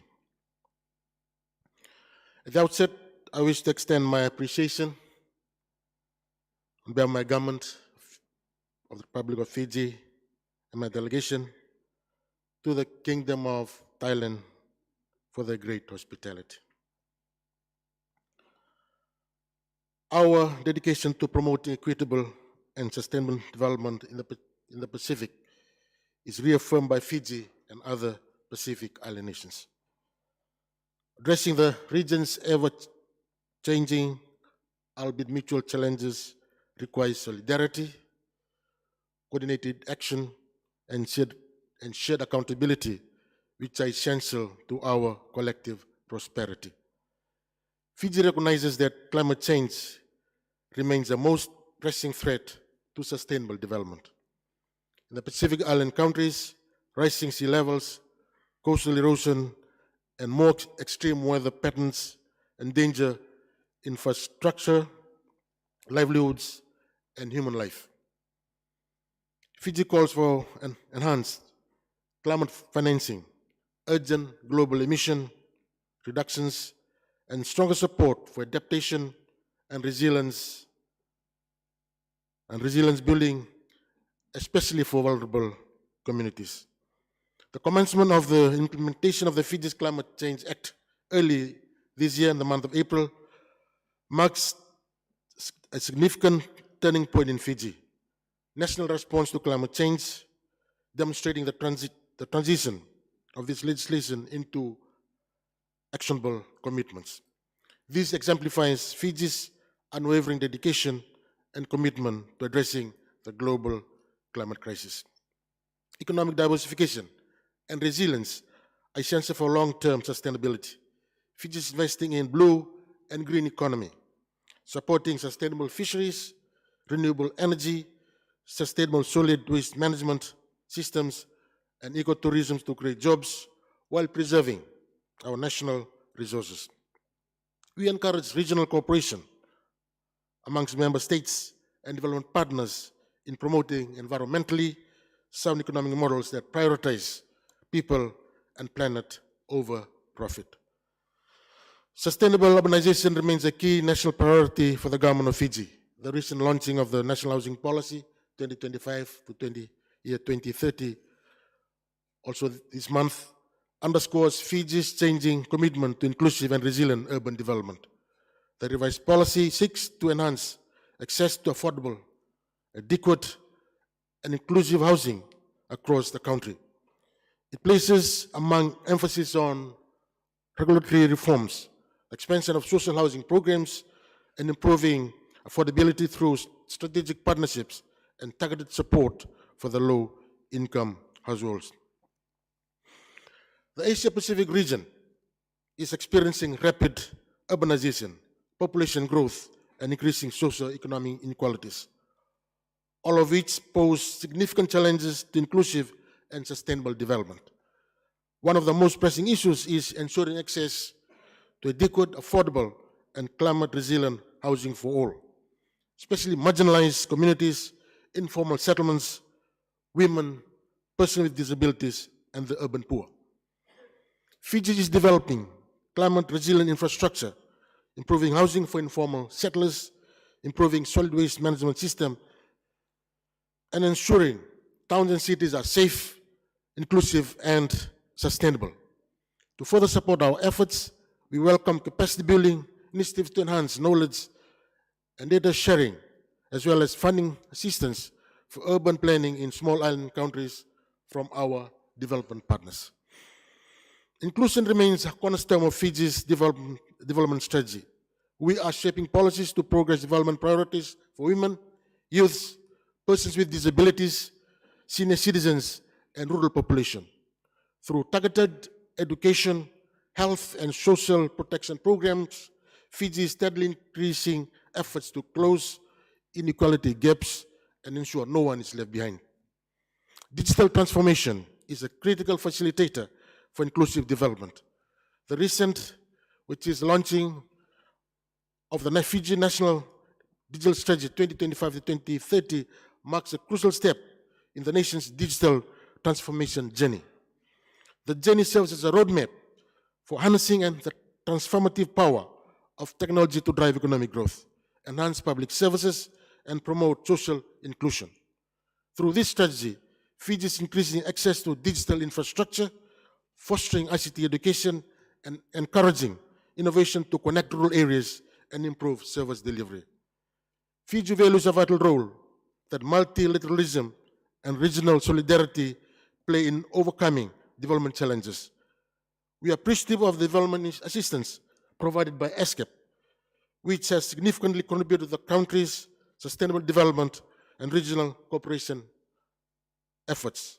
We are committed towards enhancing regional trade, international development partnerships, municipal sister city relationships, public-private partnerships, and integrated policy frameworks that align with the 2030 agenda, great alignment between global and regional regional goals will accelerate progress across Asia and the Pacific. We urge member states and our regional partners to unite for our shared prosperity in achieving 2030 agenda. Together, we can build a resilient Asia-Pacific region where development is equitable, climate-friendly, and leaves no one behind. Thank you very much. Thank you, Honorable Minister from Fiji. Now I'd like to invite His Excellency Mr. Meithong Thammayonga from Lao PDR to please come and deliver his statement. Madam Chair, Madam Executive Secretary, Excellencies, distinguished guests, ladies and gentlemen. At the outset, on behalf of the government of the Lao People Democratic Republic, I wish to express our heartfelt condolences to those affected by the recent earthquake in this region. I also take this opportunity to extend our sincere congratulations to you, Madam Chair, and commend the ESCAP Secretariat for the excellent organization of the 81st session of the ESCAP. This year's theme, Regional Cooperation for Resilient and Sustainable Urban Development in Asia and the Pacific, is timely and most relevant as our region continues to face complex and interconnected challenges. Rapid urbanization, the growing impact of climate change, economic volatility, and deepening inequalities require us to redouble our efforts through coordinated and cross-sectoral responses to address those multifaceted challenges.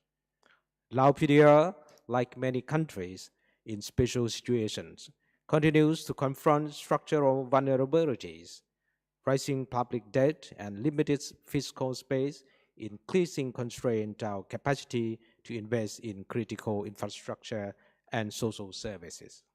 In response, we are implementing the Public Debt Management Strategy 2021-2025 to restore macroeconomic stability and financial discipline. Nonetheless, national efforts alone are not sufficient. We join others in calling for reform of the global financial architecture to ensure equitable, timely, and predictable access to concessional financing, particularly for the least developed countries. As we are prepared for our graduation from LDC status, the Lao PDR emphasizes the critical importance of sustained international support and strengthened regional cooperation. We firmly believe that effective regional collaboration can help bridge development gaps and facilitate a smooth, sustainable, and irreversible graduation process. The Chair, we are making tangible progress in promoting regional integration. Our participation in the Regional Comprehensive Economic Partnership has opened new opportunities for trade expansion, investment, and innovation. Moreover, the operationalization of the Lao-China Railway has significantly enhanced our connectivity, helping to transform Lao PDR from a landlocked to a landing country, thereby improving access to regional and global markets. On the digital front, narrowing the digital divide remain a pressing priority. The Laupida is advancing digital transformation through our e-government development plan, alongside efforts to upgrade ICT infrastructure and promote digital literacy. Addressing poverty and inequality lies at the heart of our national development efforts. Our National Social Protection Strategy 2025 aims to expand coverage, especially for the most vulnerable, through inclusive health insurance, social welfare, and social security schemes. The COVID-19 pandemic revealed gaps in our safety nets, but it also strengthened our resolve to build more robust and equitable system, particularly for women, children, and marginalized communities. Climate change is a growing existential threat. We therefore call for increased investment in renewable energy, equitable access to finance, to climate finance, and support for building adaptive capacity in LDCs. For its part, Laupida is implementing the National Strategy on Climate Change 2021-2030 and the Green Growth Strategy 2018-2030. These frameworks aim to strengthen resilience in agriculture, water resource management, and public health while balancing economic growth with environmental sustainability. Furthermore, we will submit our updated nationally determined contribution 3.0 at COP30 in Brazil later this year, an expression of our unwavering commitment to global climate action.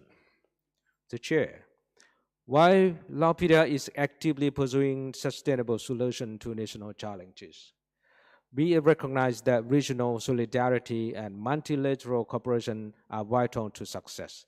We call on ESCAP and the broader United Nations system to maintain their pivotal role in facilitating regional dialogue, capacity building, and technical assistance.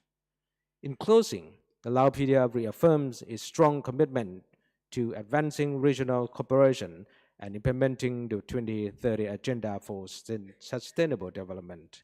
We look forward to working closely with ESCAP and all member states to realize a more inclusive, resilient, and sustainable future for the Asia-Pacific region. I thank you.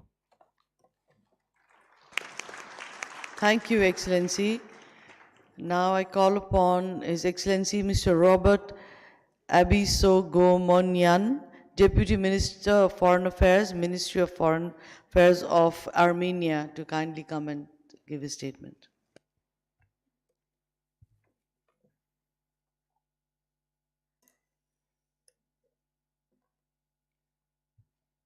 Distinguished Chair, Excellencies, ladies and gentlemen, it's my pleasure to address the 81st session of the UN Economic and Social Commission for Asia and the Pacific.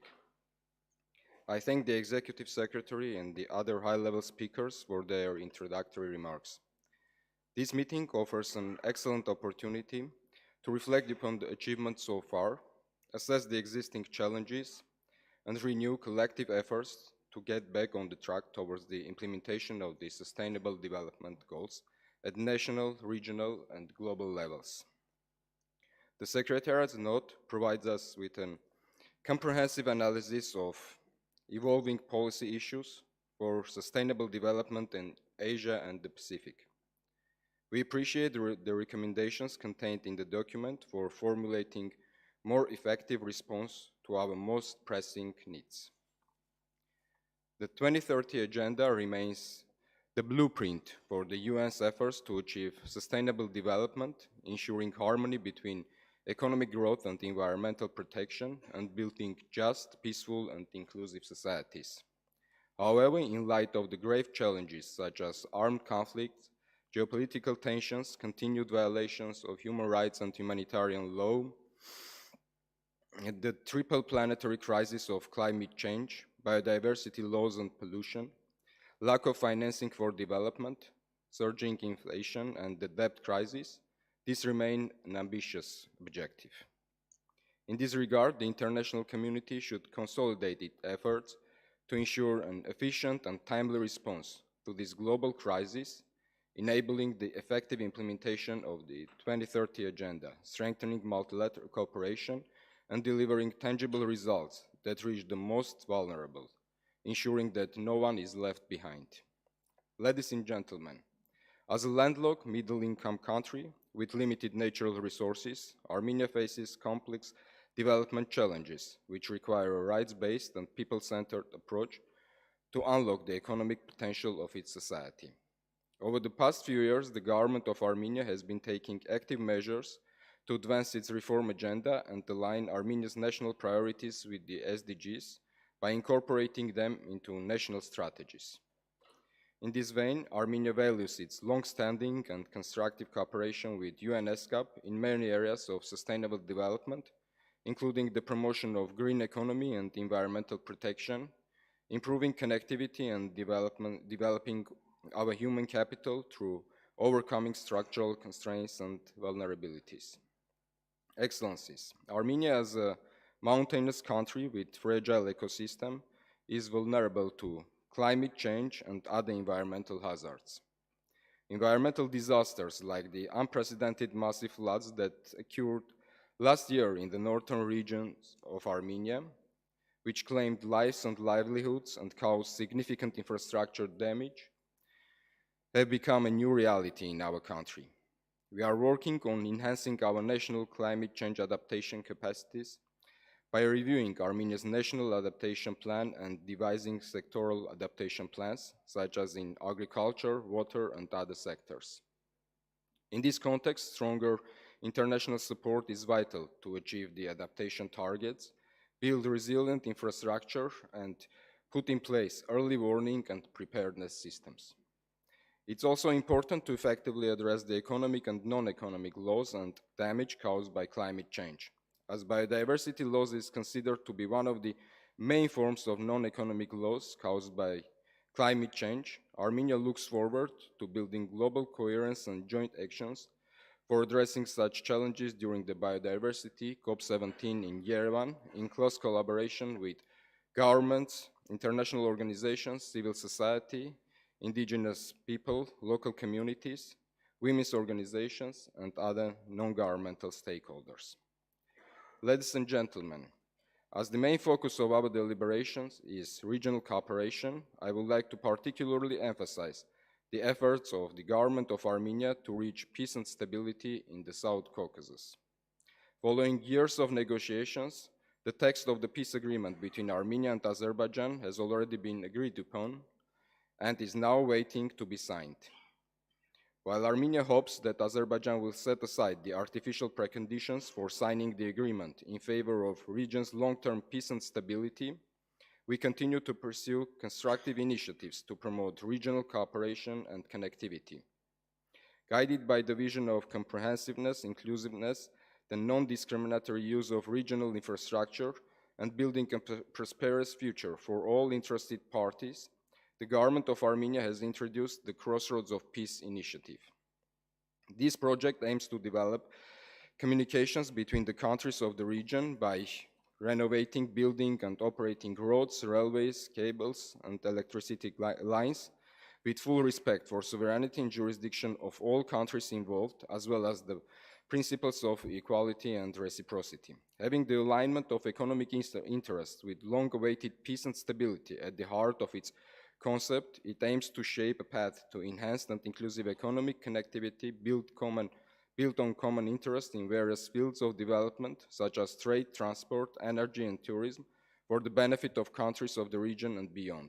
Ladies and gentlemen, the 2030 Agenda acknowledges the vital role of information and communication technologies in driving progress towards the implementation of the SDGs.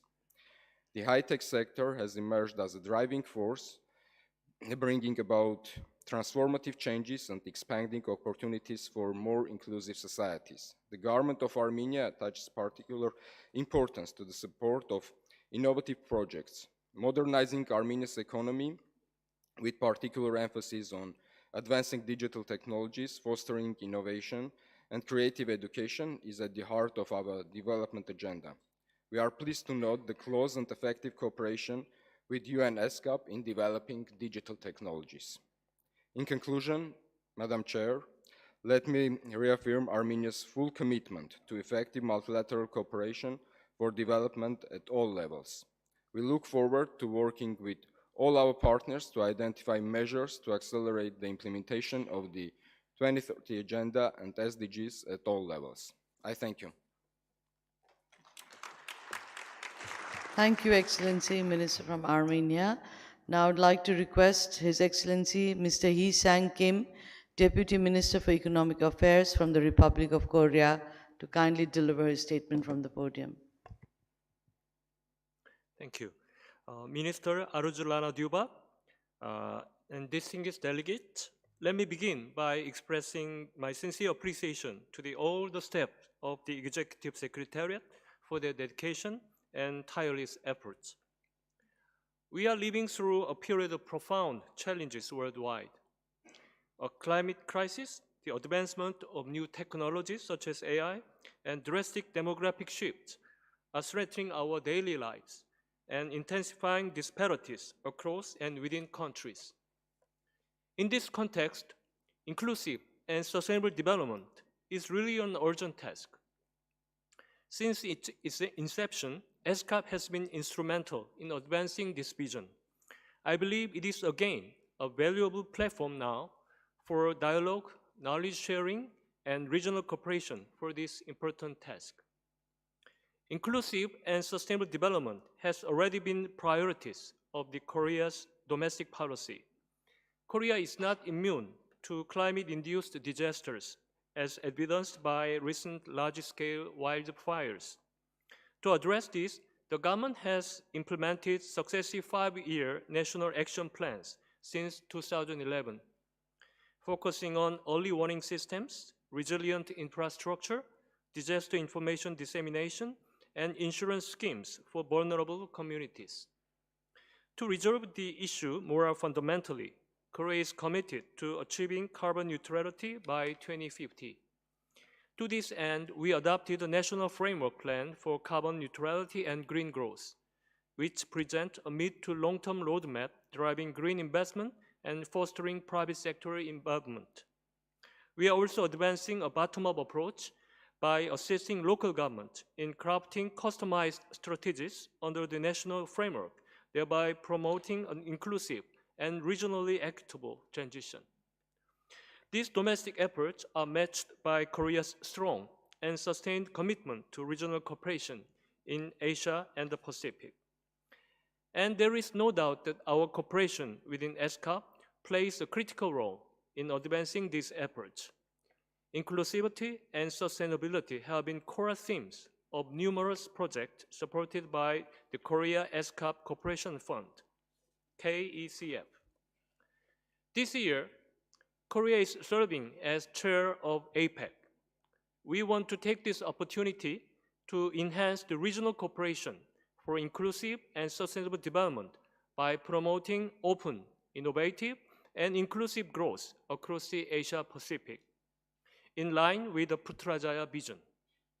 We are focusing on 2 priorities: regional cooperation on artificial intelligence, AI, and responses to demographic change. We believe we can promote inclusive and sustainable development by enhancing innovation capacity across the Asia-Pacific and fully harnessing the transformative potential of AI. Korea has proposed outlining future AI strategies and sharing best practices for capacity building in AI. This should be accompanied by a collaborative investment initiative led by the private sector to develop regional AI infrastructure. Addressing demographic change is also equally critical to inclusive and sustainable development. In addition to confronting declining birth rates and aging populations, it is vital to implement cross-sectoral reforms in labor, education, healthcare, and finance. Korea has proposed developing a demographic data platform, building capacity in data literacy and policy making, and conducting a mapping exercise to identify relevant agencies responsible for demographic policy. Distinguished delegates, the future of our region depends on the choices we make together. The greater the challenges, the stronger our collective response must be. This ESCAP session is a crucial step toward more inclusive and sustainable development. The Republic of Korea is firmly committed to working this path of cooperation and solidarity side by side with ESCAP and all of you. Thank you. Thank you, His Excellency Kim. Now I would like to request His Excellency Dr. Anish Ruma Zaman Chaudhary, Honorable Special Assistant State Minister, rank, Economic Relations Division, Ministry of Finance from Bangladesh, to kindly deliver a statement. Madam Chair, respected representatives, distinguished delegates, Excellencies, ladies and gentlemen, Assalamu alaikum, and a very good morning to all of you. Let me first express my deep condolences for all those who passed away or lost their lives during the recent earthquake in our neighboring country, Myanmar, and Thailand as well. I also recognize the leadership of Executive Secretary of ESCAP and the tireless efforts of ESCAP staffs in organizing this successful event. You have just heard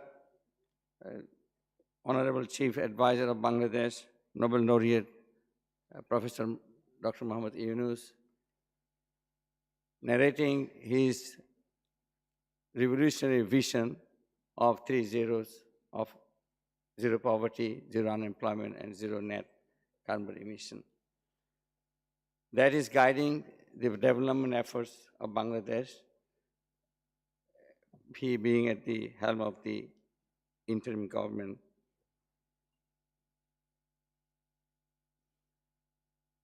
And Madam Excellencies and distinguished delegates, Madam Executive Secretary mentioned in her opening statements about the demographic shifts and the challenges and opportunities that carries with it. Bangladesh population is going through that demographic shift. Now, the population between 15 and 29 years old comprises about 30% of the population. Recognizing this fact, the interim government has included youth representatives in the government. Excellencies and distinguished delegates, Bangladesh is experiencing rapid urbanization with over 40% of its population now residing in urban areas. By 2050, this is projected to exceed 56%, while urbanization has contributed to economic growth, employment generation, and poverty reduction. It has also led to challenges such as housing shortages, inadequate infrastructure, environmental degradation, and vulnerability to climate change-induced disasters. Distinguished delegates, the government of Bangladesh is implementing a comprehensive approach to urban resilience. One of our key interventions include the decarbonization roadmap for the building and construction sector. Our commitment to reducing carbon emission is further strengthened through a roadmap for circularity in building materials, ensuring resource efficiency and waste reduction. The urban readiness guidelines developed by the Urban Development Directorate provide a framework for ensuring resilience of the cities. A critical aspect of Bangladesh's urban development is ensuring access to affordable housing. Several low-income housing projects are in the pipeline to address the growing demand for affordable homes, prioritizing sustainability and accessibility. The adoption of green building materials is an essential part of our sustainable development agenda. The government has imposed a ban on traditional barn bricks and is promoting environmentally friendly building blocks to reduce pollution and enhance sustainability. Additionally, Bangladesh National Building Code 2020 has been updated to incorporate modern construction standards, ensuring safer and more resilient infrastructure. Incorporating nature-based solutions in urban planning is a priority for Bangladesh. Green corridors, urban wetlands, restoration and afforestation projects are enhancing biodiversity, improving air quality, and reducing climate change.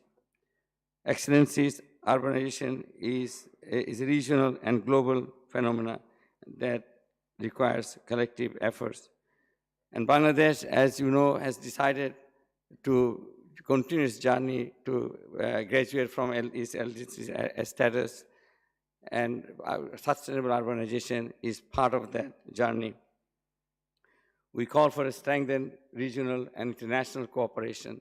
Bangladesh's commitment to regional cooperation is unwavering, as is being shown by our chairmanship of BIMSTEC and an effort to revitalize SAARC, and we also express our intention to join ASEAN and Regional Comprehensive Economic Pact,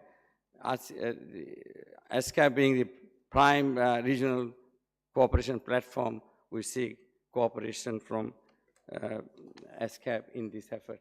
With that remark, I will end this statement. Thanking you all. Dhanyabad. Thank you, Excellency.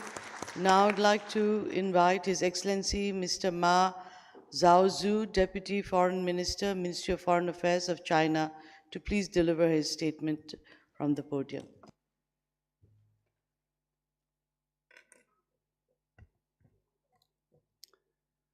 主席女士、各位使节、女士们、先生们，大家上午好。首先，我谨代表中国政府祝贺联合国亚太经社会第81届年会召开，感谢泰国政府和亚太经社会秘书处所做出的周到安排。主席女士，当前世界变局深刻演变，单边主义、强权霸凌加剧，严重破坏国际规则，冲击世界经济的稳定和复苏。世界再次走到了关键的十字路口，越是风高浪急，越要同舟共济。习近平主席提出全球发展倡议、全球安全倡议、全球文明倡议，推动构建人类命运共同体，为应对世界变局提供了中国方案，为变乱交织的世界注入了稳定性和正能量，得到国际社会的普遍欢迎。亚太经社会作为联合国最具影响力的区域经济社会发展机构，要加强团结、携手合作，推动共建亚太命运共同体。为此，我愿提出以下建议：第一，坚定捍卫多边主义。我们要坚定维护联合国宪章的宗旨和原则，维护以联合国为核心的国际体系，维护以国际法为基础的国际秩序，支持以亚太经社会为代表的联合国区域经委会发挥重要作用，携手应对亚太发展面临的各种挑战。第二，坚定不移地推进开放合作。保护主义没有出路，我们要维护以世界贸易组织为核心的多边贸易体制，围绕建设亚太自贸区的宏伟愿景，着力推进区域经济一体化和互联互通，高质量实施区域全面经济伙伴关系协定，加强产业链、供应链合作，助推亚太各国发展融合。中方愿加强高质量共建“一带一路”，同亚太经社会协同对接，推进区域经济一体化。中国坚定不移地推动高水平对外开放，发挥超大规模市场优势，以自身发展的确定性来应对各种不确定性。第三，创新发展新动能。亚太地区在数字经济、人工智能、大数据等领域具有独特的优势，中方提出全球人工智能治理倡议、全球数据安全倡议、全球数据跨境流动合作倡议，愿意同各方一道，以科技创新更好赋能经济社会发展。希望亚太经社会充分发挥其作为政策平台和智库的优势，加强信息分享、能力建设和政策协调，助力各成员国提升创新发展能力。第四，促进包容和可持续发展。当前全球发展鸿沟加剧，气候变化挑战日益严峻，联合国2030年可持续发展议程落后于进展。我们应树牢普惠包容的发展理念，共同做大并分好经济发展的蛋糕，加快实施亚太经社会2030年议程行动路线图。中方愿加强全球发展倡议同亚太经社会对接，为2030年议程落实和亚太经济发展注入更大的动力。今年年会的主题是亚太区域合作促进韧性和可持续城市发展。过去几十年，中国经历了世界上最大规模、最快速度的城镇化进程，城镇化率从1949年的11%提高到2024年的67%。中国城镇居民人均住房建筑面积超过40平方米，人均公园绿地面积近16平方米，城市轨道交通建成总长度超过1万公里，以人为核心的新型城镇化建设取得显著成就。中方愿同各方加强城市发展理念交流和务实合作，以城市为载体，共同推动落实2030年可持续发展议程。主席女士，近期美国政府对世界各国普遍加征对等关税，引起国际社会强烈不满。美国将关税作为极限施压、谋取私利的武器，这是典型的单边主义、保护主义和经济霸凌，严重侵犯各国的正当权益，严重违反世界贸易组织的规则，严重损害多边贸易体制，严重冲击全球经济秩序。滥施关税既违背了基本经济规律和市场原则，损人害己。打关税战、贸易战没有赢家，同世界作对将孤立自己。中方采取坚决的反制措施，既是为了维护中国自身的正当权益，更是为了维护国际公平正义，维护全球自由贸易体制，维护正常的国际经济秩序。亚太各国都是滥施关税的受害者，我们要共同抵制单边霸凌行径，妥协退让没有出路，团结协作才有前途。主席女士，作为亚太区域合作的推动者和贡献者，中国将继续通过中国亚太经社会合作基金等渠道提供资金支持，助力亚太经社会充分发挥作用。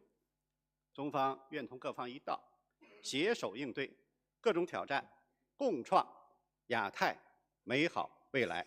谢谢主席女士。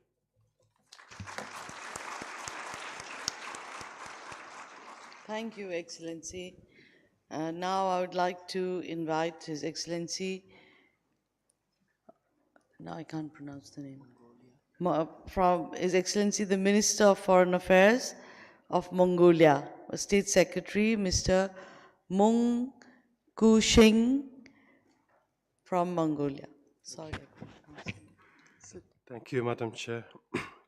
Excellencies, distinguished delegates, ladies and gentlemen, on behalf of the government of Mongolia, I would like to express our sincere appreciation to Ms. Sarmita Alishamana, Executive Secretary of the ESCAP, and the Secretariat for their dedicated efforts and unwavering support to Member States.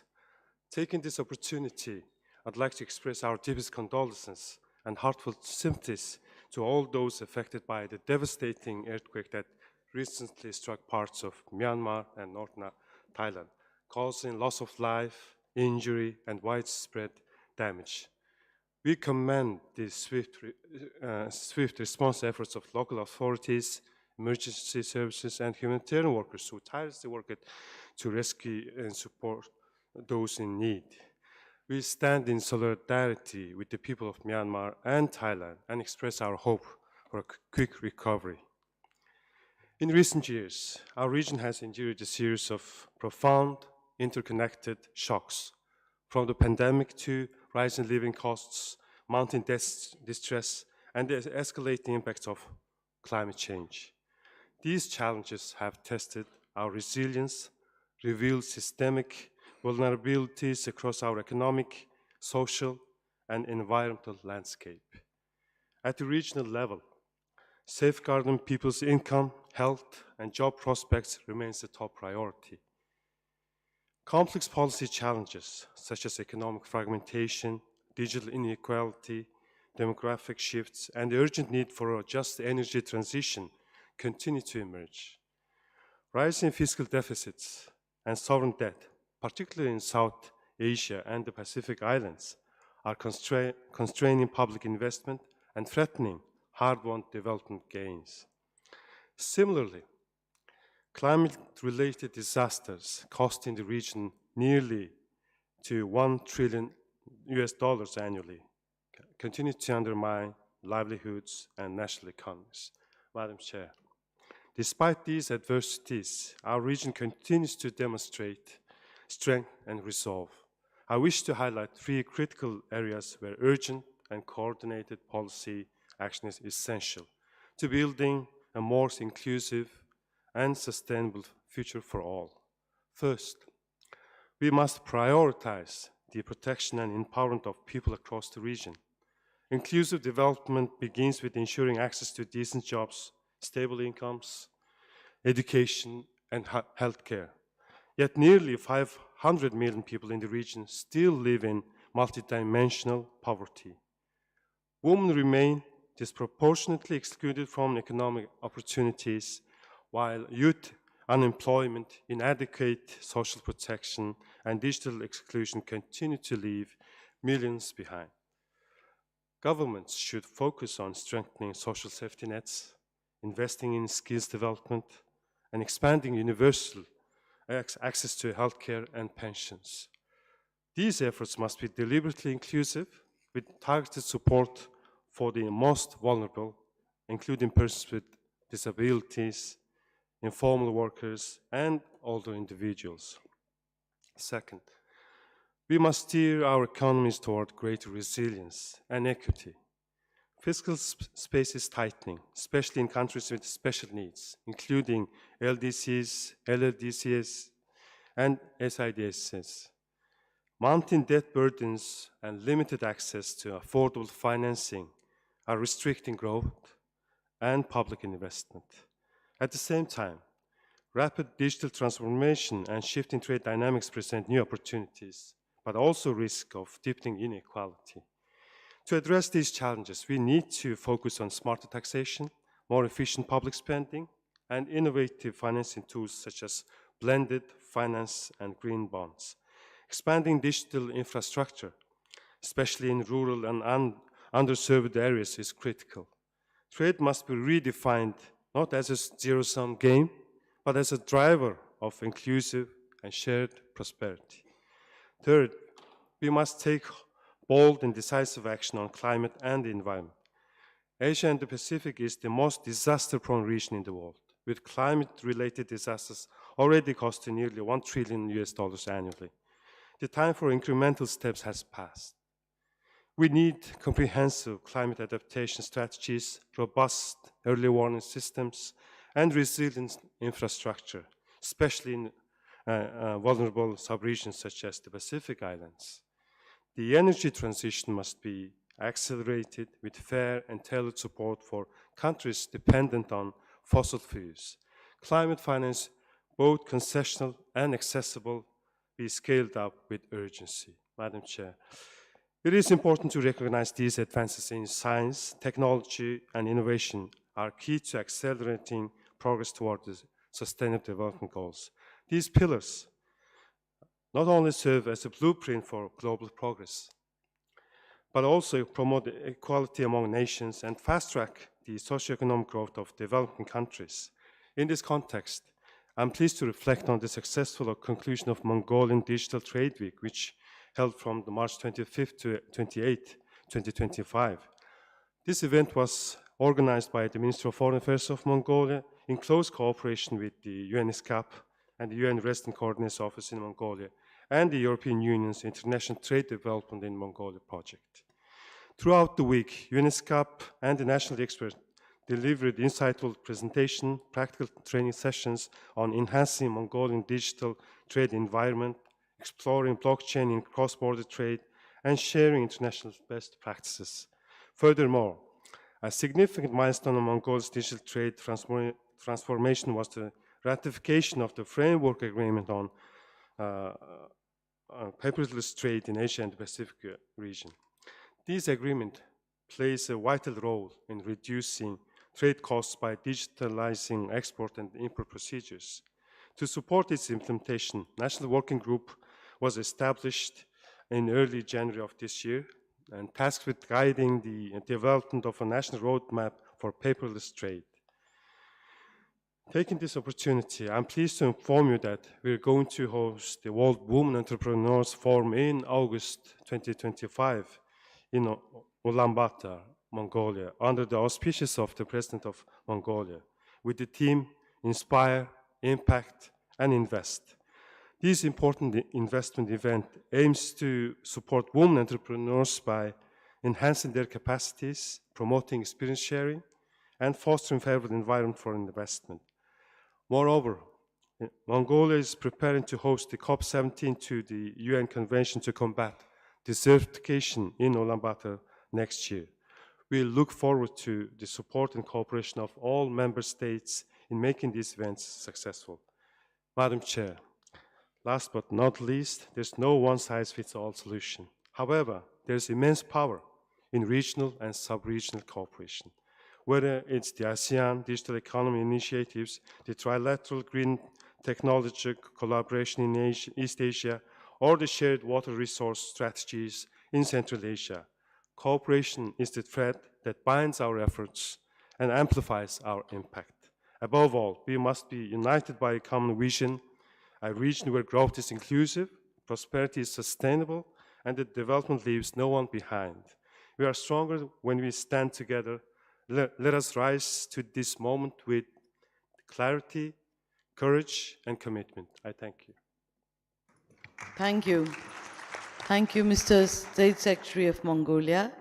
Now I would like to invite Her Excellency, Madam Catherine West, Member of Parliament, Minister for the Indo-Pacific at the United Kingdom's Foreign, Commonwealth and Development Office. Thank you. Kompaka, and good morning, everybody. And it's wonderful to be here in Bangkok, in this wonderful city, and to hear from the Prime Minister of Thailand supporting the events of this morning. And a huge thank you to ESCAP for bringing us together for this important discussion. It's beyond any doubt how important the Asia and Pacific neighborhood is and will be for our world. Home to some of the world's fastest growing economies and set to be worth nearly half of global GDP by 2050.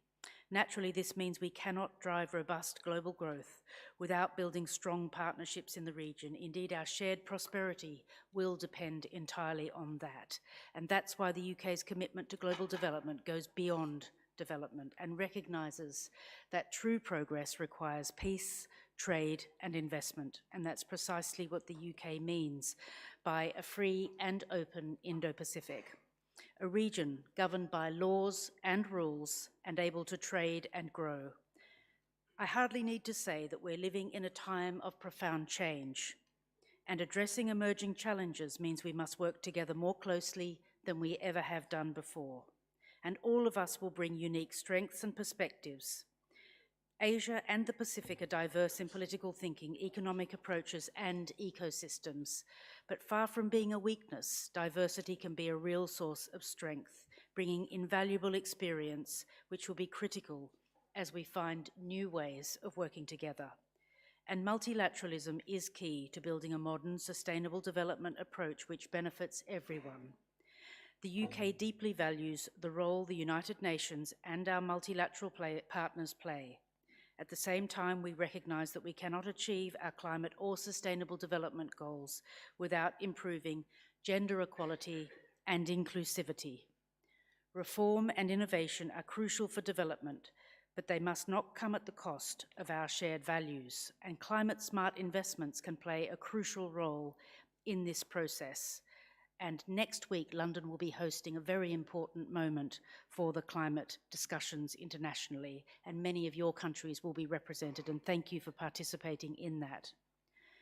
Just take one example in this region. Laos faces high exposure to extreme weather due to climate change, affecting everything from flooding to crop yields. That's why the UK is working with partners like the Asian Development Bank to help Laos to integrate climate and disaster resilience into urban policies, to tackle food insecurity and improve sustainable water management in the Mekong River.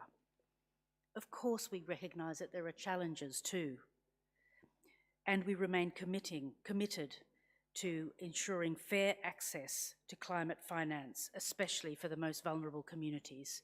We shall continue to champion small island developing states and want to boost private investment to ensure growth opportunities for all. As an ASEAN dialogue partner, the UK is also strengthening its cooperation with Southeast Asia, and we have our lead here from ASEAN, who's normally based in Jakarta but has travelled here today to listen to the proceedings and to support this work. Last month, I had the privilege of launching the Seed to Tree Reforestation Project in Malaysia, part of the ASEAN UK Green Transition Fund, which supports green growth and sustainability across the region. Another example is the Green Investment Catalyst, a £2 million project delivered through ESCAP that will drive foreign investment into key green sector projects. In conclusion, I cannot end without mentioning the devastating earthquake in Myanmar, which also cost many lives here in Thailand. My Prime Minister, Sir Keir Starmer, is very committed to the work in Myanmar, and that's why the UK has contributed almost £25 million to the humanitarian effort so far. And we're also integrating climate resilience into our development support, so it's not just short-term help, but it's long-term gain. That includes strengthening local partners' capacity to respond to emergencies, improving climate-smart seed production so that seeds can grow despite unpredictable weather. For any of these efforts to truly succeed, we must work together as a team. Madam Chair, it's only through partnership and collaboration that we can shape a sustainable, prosperous future for us all. Thank you. Thank you, Madam West from UK. Now I'd like to invite His Excellency Mr. Mohammad Fahmi Hassan, Ambassador at Large State Minister level from Maldives, to kindly make his presentation.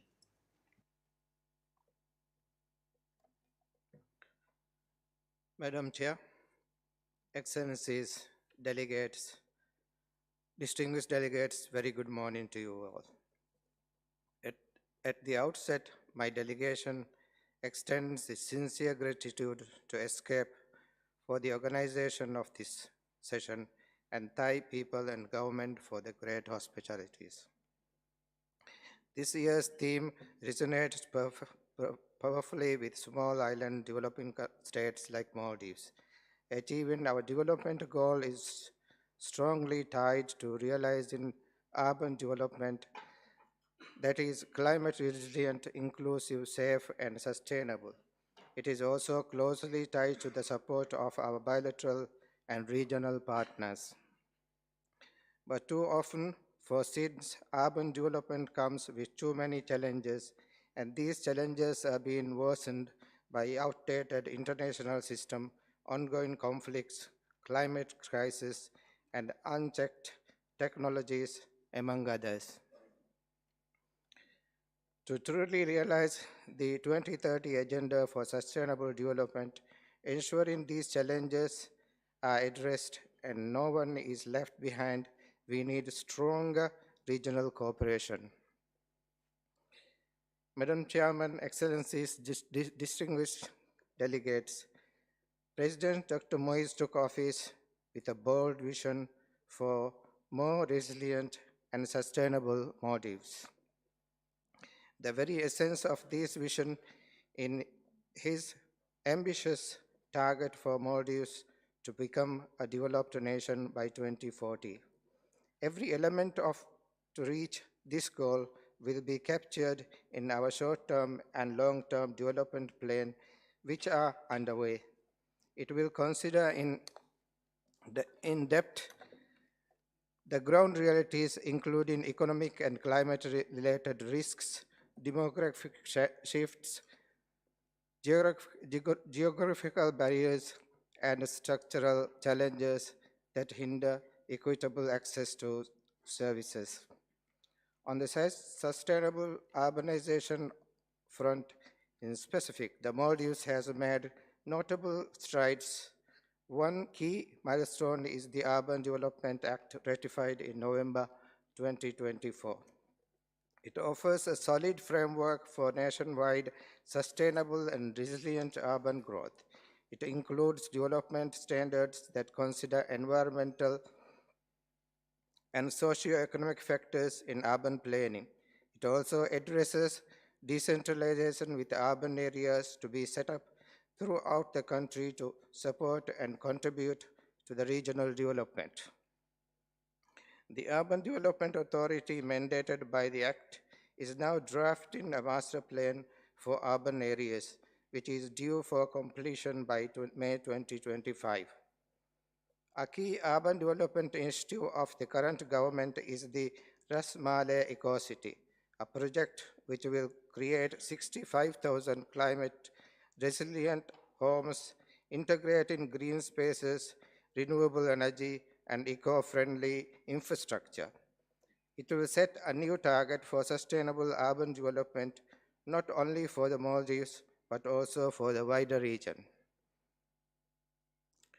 To address the wider housing crisis across the nation, the government of Maldives plans to build around 80,000 housing units. At the center of these plans are the public-private partnership and foreign investors.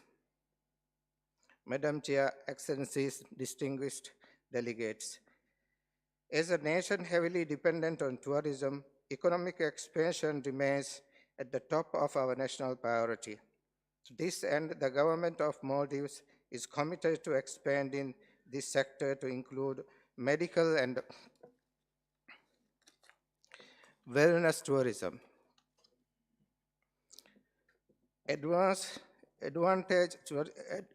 Adventure tourism, meeting incentives, conferences, and exhibitions, and the culinary tourism. This also demands the government to undertake the project to expand the main international airport, the Velana International Airport, to welcome up to 7 million passengers annually, increasing regional connectivity. To further improve regional connectivity, reduce crowding, and boost sustainable growth, infrastructure projects such as the expansion of 15 domestic airports and the Greater Malay Port Project, decentralized port operations are also in progress. On the climate front, Maldives is exploring innovative financing methods such as debt forgiveness for resilience building initiatives to allocate resources for sustainable development, including climate resilience, urban infrastructure. High debt levels and debt burdens continue to hinder SID's progress towards SDGs. This is why we remain committed in our call for improved access to affordable and accessible financing. Decisive actions at all levels is in need to ensure SIDs are not left behind.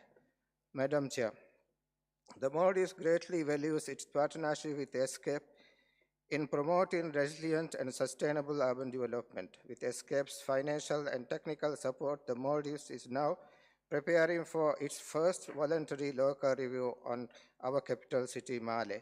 Directed by ESCAP's regional VLR guidelines, this initiative will help align SDGs with the capital city's strategic action plan, informing future planning and strengthening the local capacity for SDG monitoring. As such, action marks a significant step forward in localizing SDGs and complements our 2023 voluntary national review, which highlights the need for inclusive and sustainable urban development. This collaboration is a good example of effective regional cooperation. Madam Chair, Excellencies, distinguished delegates, this year is a pivotal year for the Maldives. It marks the 60th anniversary of our independence and our UN membership. Looking back, we are proud of how far we have come as a firm believer of multilateralism system and advocate for SIDS. We are committed to doing even more. For cities like us, resilient urban development is not just about sustainability. It is about survival. This is why the term urban needs to capture our vulnerabilities. It needs to reflect the very real challenges cities face, but also very real solutions that cities have developed, implemented, and perfected. We look forward to working with our partners to build a more inclusive, resilient, and sustainable future for the Maldives and the region. I thank you. Thank you, Mr. Hassan. Now I'd like to invite Mr. James Tan, first political advisor to the Minister of Foreign Affairs of Vanuatu, to kindly come and deliver a statement.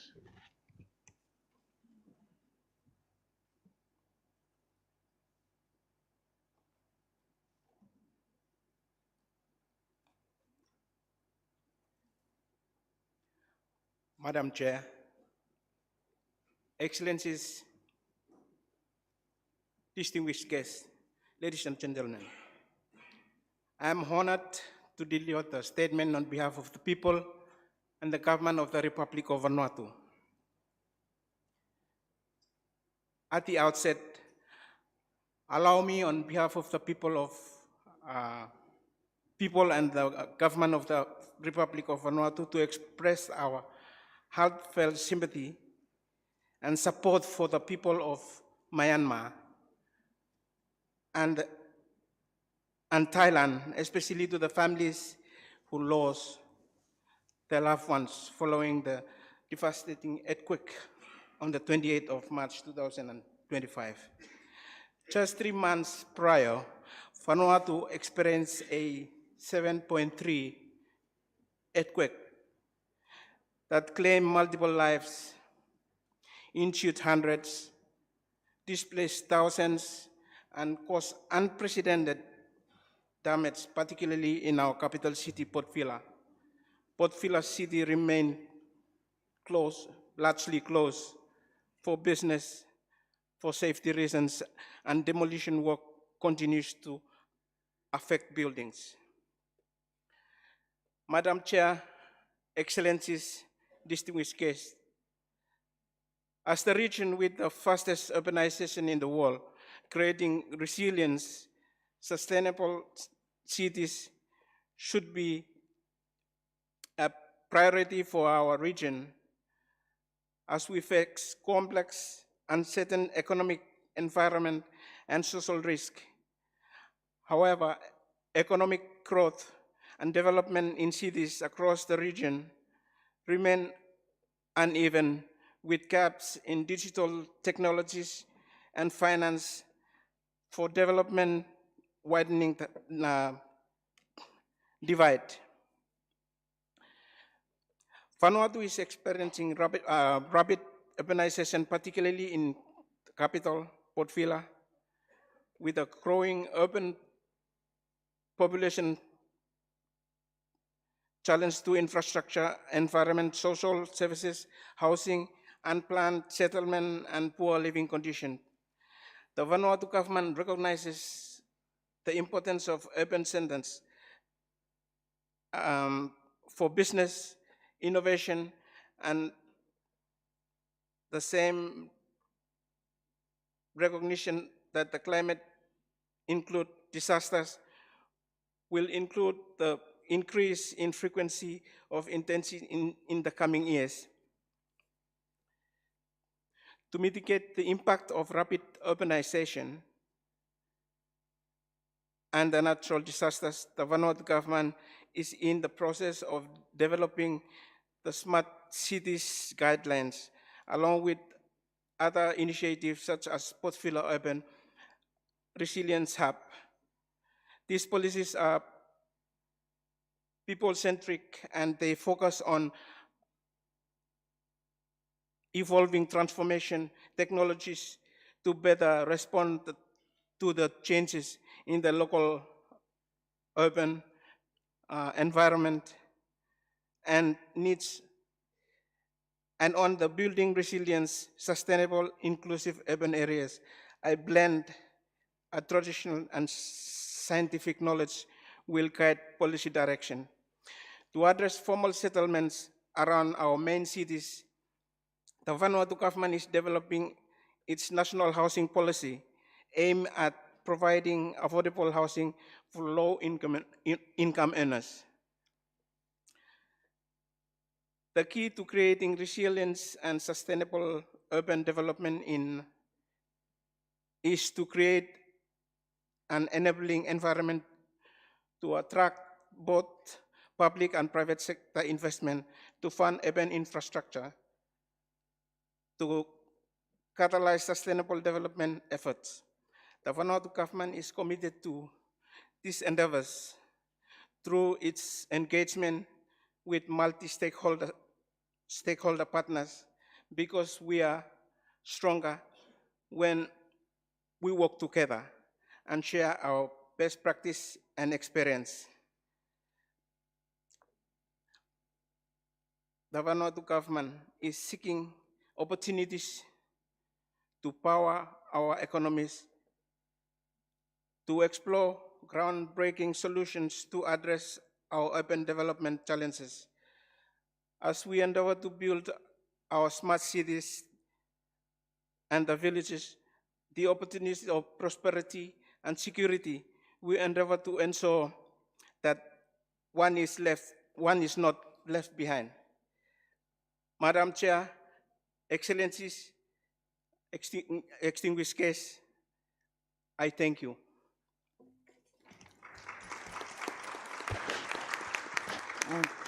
Thank you, Mr. Tan. Now I'd like to call upon Mr. Ajman Bil Haji Maluddin, Permanent Secretary of the Prime Minister's Office of Brunei Darussalam, to kindly come and deliver his statement.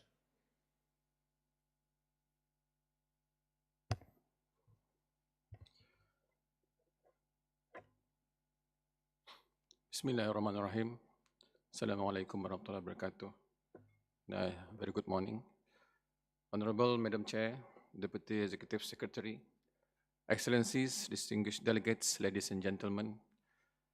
It is an honor for me to once again represent my country, Brunei Darussalam, at this 81st session of the ESCAP.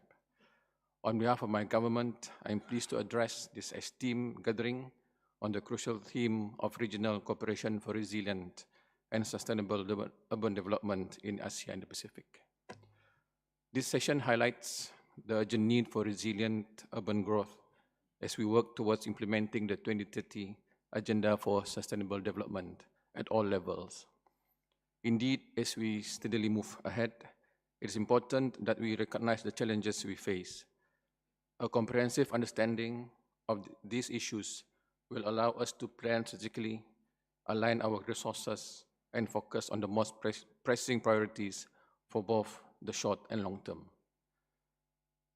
Urban development has always been driven by humanity's fundamental need for a better life, food, and safety. These aspirations remain just as relevant today and continue to shape urban development across the Asia-Pacific region. However, while urbanization has long been a driver of progress, the challenges we face today are more complex and urgent than ever. With the accelerating effects of climate change, population growth, and resource demands, it is crucial that we create urban spaces that are both sustainable and resilient. Brunei Darussalam acknowledges the importance of sustainable urbanization and regional cooperation in achieving resilient, inclusive cities as we strive to advance SDG 11 through meaningful partnerships that drive impactful progress. On that note, I would like to outline Brunei Darussalam's initiatives, highlighting key areas where we prioritize action and collaboration. First, we focus on sustainable urban planning to guide our urban development.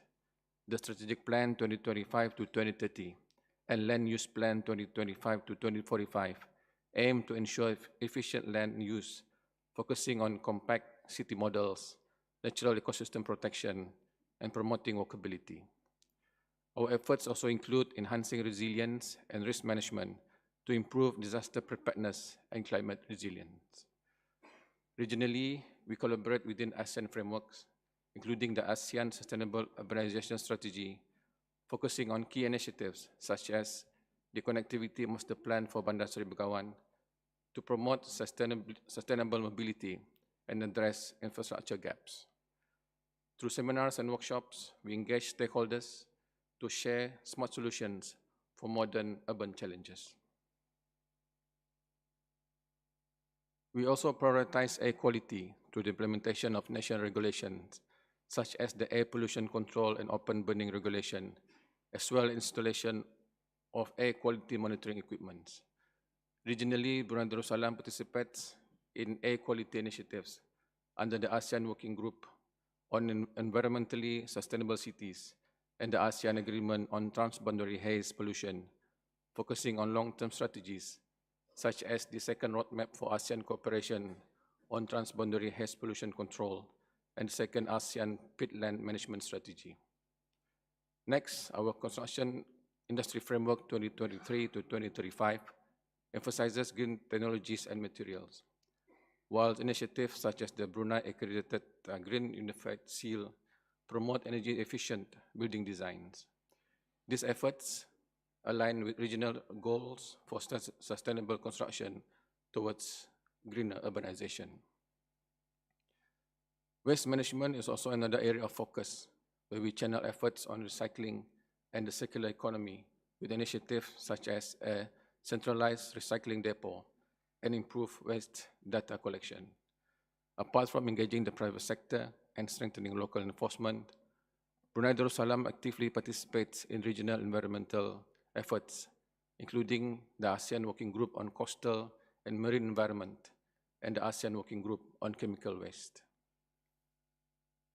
Strengthening disaster resilience also remains a key priority for Brunei Darussalam. Guided by the Disaster Management Strategic Policy Framework and the ASEAN Agreement on Disaster Management and Emergency Response, we are developing strategies to address climate-related hazards, including mapping landslide risk for informed land use planning. In addition, our collaboration with regional partners through the Coordinating Committee for Geoscience Programs further strengthens our disaster resilience and mitigation efforts. Equally important, Brunei Darussalam invests in digital infrastructure, namely high-speed broadband, 5G readiness, and digital connectivity, towards expanding economic opportunities and enhancing public services. The Unified National Network, UNN, plays a central role in modernizing our telecommunications sector. Since its establishment in 2018, UNN has consolidated and upgraded Brunei Darussalam's network infrastructure, ensuring reliable, high-quality, and cost-efficient digital connectivity. We also work with ASEAN to advance digital transformation and bridge connectivity gaps. Excellencies, ladies and gentlemen, while Brunei Darussalam has made significant progress with these initiatives, we consistently value regional cooperation in tackling emerging challenges such as food security, water safety, and carbon emissions. We believe that creating sustainable urban spaces is an evolving process that requires collective thinking and innovation. Regional collaboration offers valuable opportunities for knowledge sharing and joint projects. And we look forward to strengthening these partnerships to support global efforts in building resilient cities. Thank you. Thank you, Mr. Meludin. This brings us to the close of the list of speakers for this agenda item for this morning. The general debate under agenda item 2A will continue this afternoon, starting at 14:30 hours. May I now call on the Secretary of the Commission to make an announcement? Thank you, Madam Chair, and very good morning to all distinguished delegates. I am pleased to announce that this year we have a record number of side events which are being hosted by our member states and partner organizations. The side events for today are shown on the screens and are also listed on our Commission website. These side events are open to all participants of the Commission, and most of these meetings are also held in a hybrid format, and participants can also join online. The link to join online is provided in the website, and we encourage all participants to join these events. I would also like to inform all participants that in addition to the regular catering services available at the International Cafeteria and Coffee Corner on level 1 and the Rajapruk Lounge on the ground floor, we have the Doi Tung Festival, which is especially brought in for the Commission session, where delicious and authentic Northern Thai food and products are on offer. So please do visit the festival in the garden area on the ground floor and enjoy the Thai culture. I'm also pleased to remind everyone that the Executive Secretary and the Minister of Foreign Affairs of the Kingdom of Thailand are hosting a reception for all participants at the Commission after the conclusion of the afternoon meeting at the Ministry of Foreign Affairs. All participants attending the session are welcome to join. Transportation has been arranged for participants between the UN Conference Center and the Ministry, and the buses are scheduled to leave at 17:45 hours and 18:15 hours outside the compound near the Commission session billboard. Last but not least, I would like to inform delegates that right after the adjournment of this morning's meeting, there will be the official opening of new engagement spaces in the Secretariat building, including the inauguration of the Asia-Pacific Lounge and 3 new meeting rooms, thanks to the generous contributions from China, Kazakhstan, and Thailand. The ceremony will take place on the ground floor of the Secretariat building, and we invite all delegates to join. Thank you, Madam Chair. Thank you, Secretariat. At this time, we shall break and reconvene this afternoon at 14:30 hours, Bangkok time sharp, to continue the discussion under agenda item 2A. The meeting is now adjourned.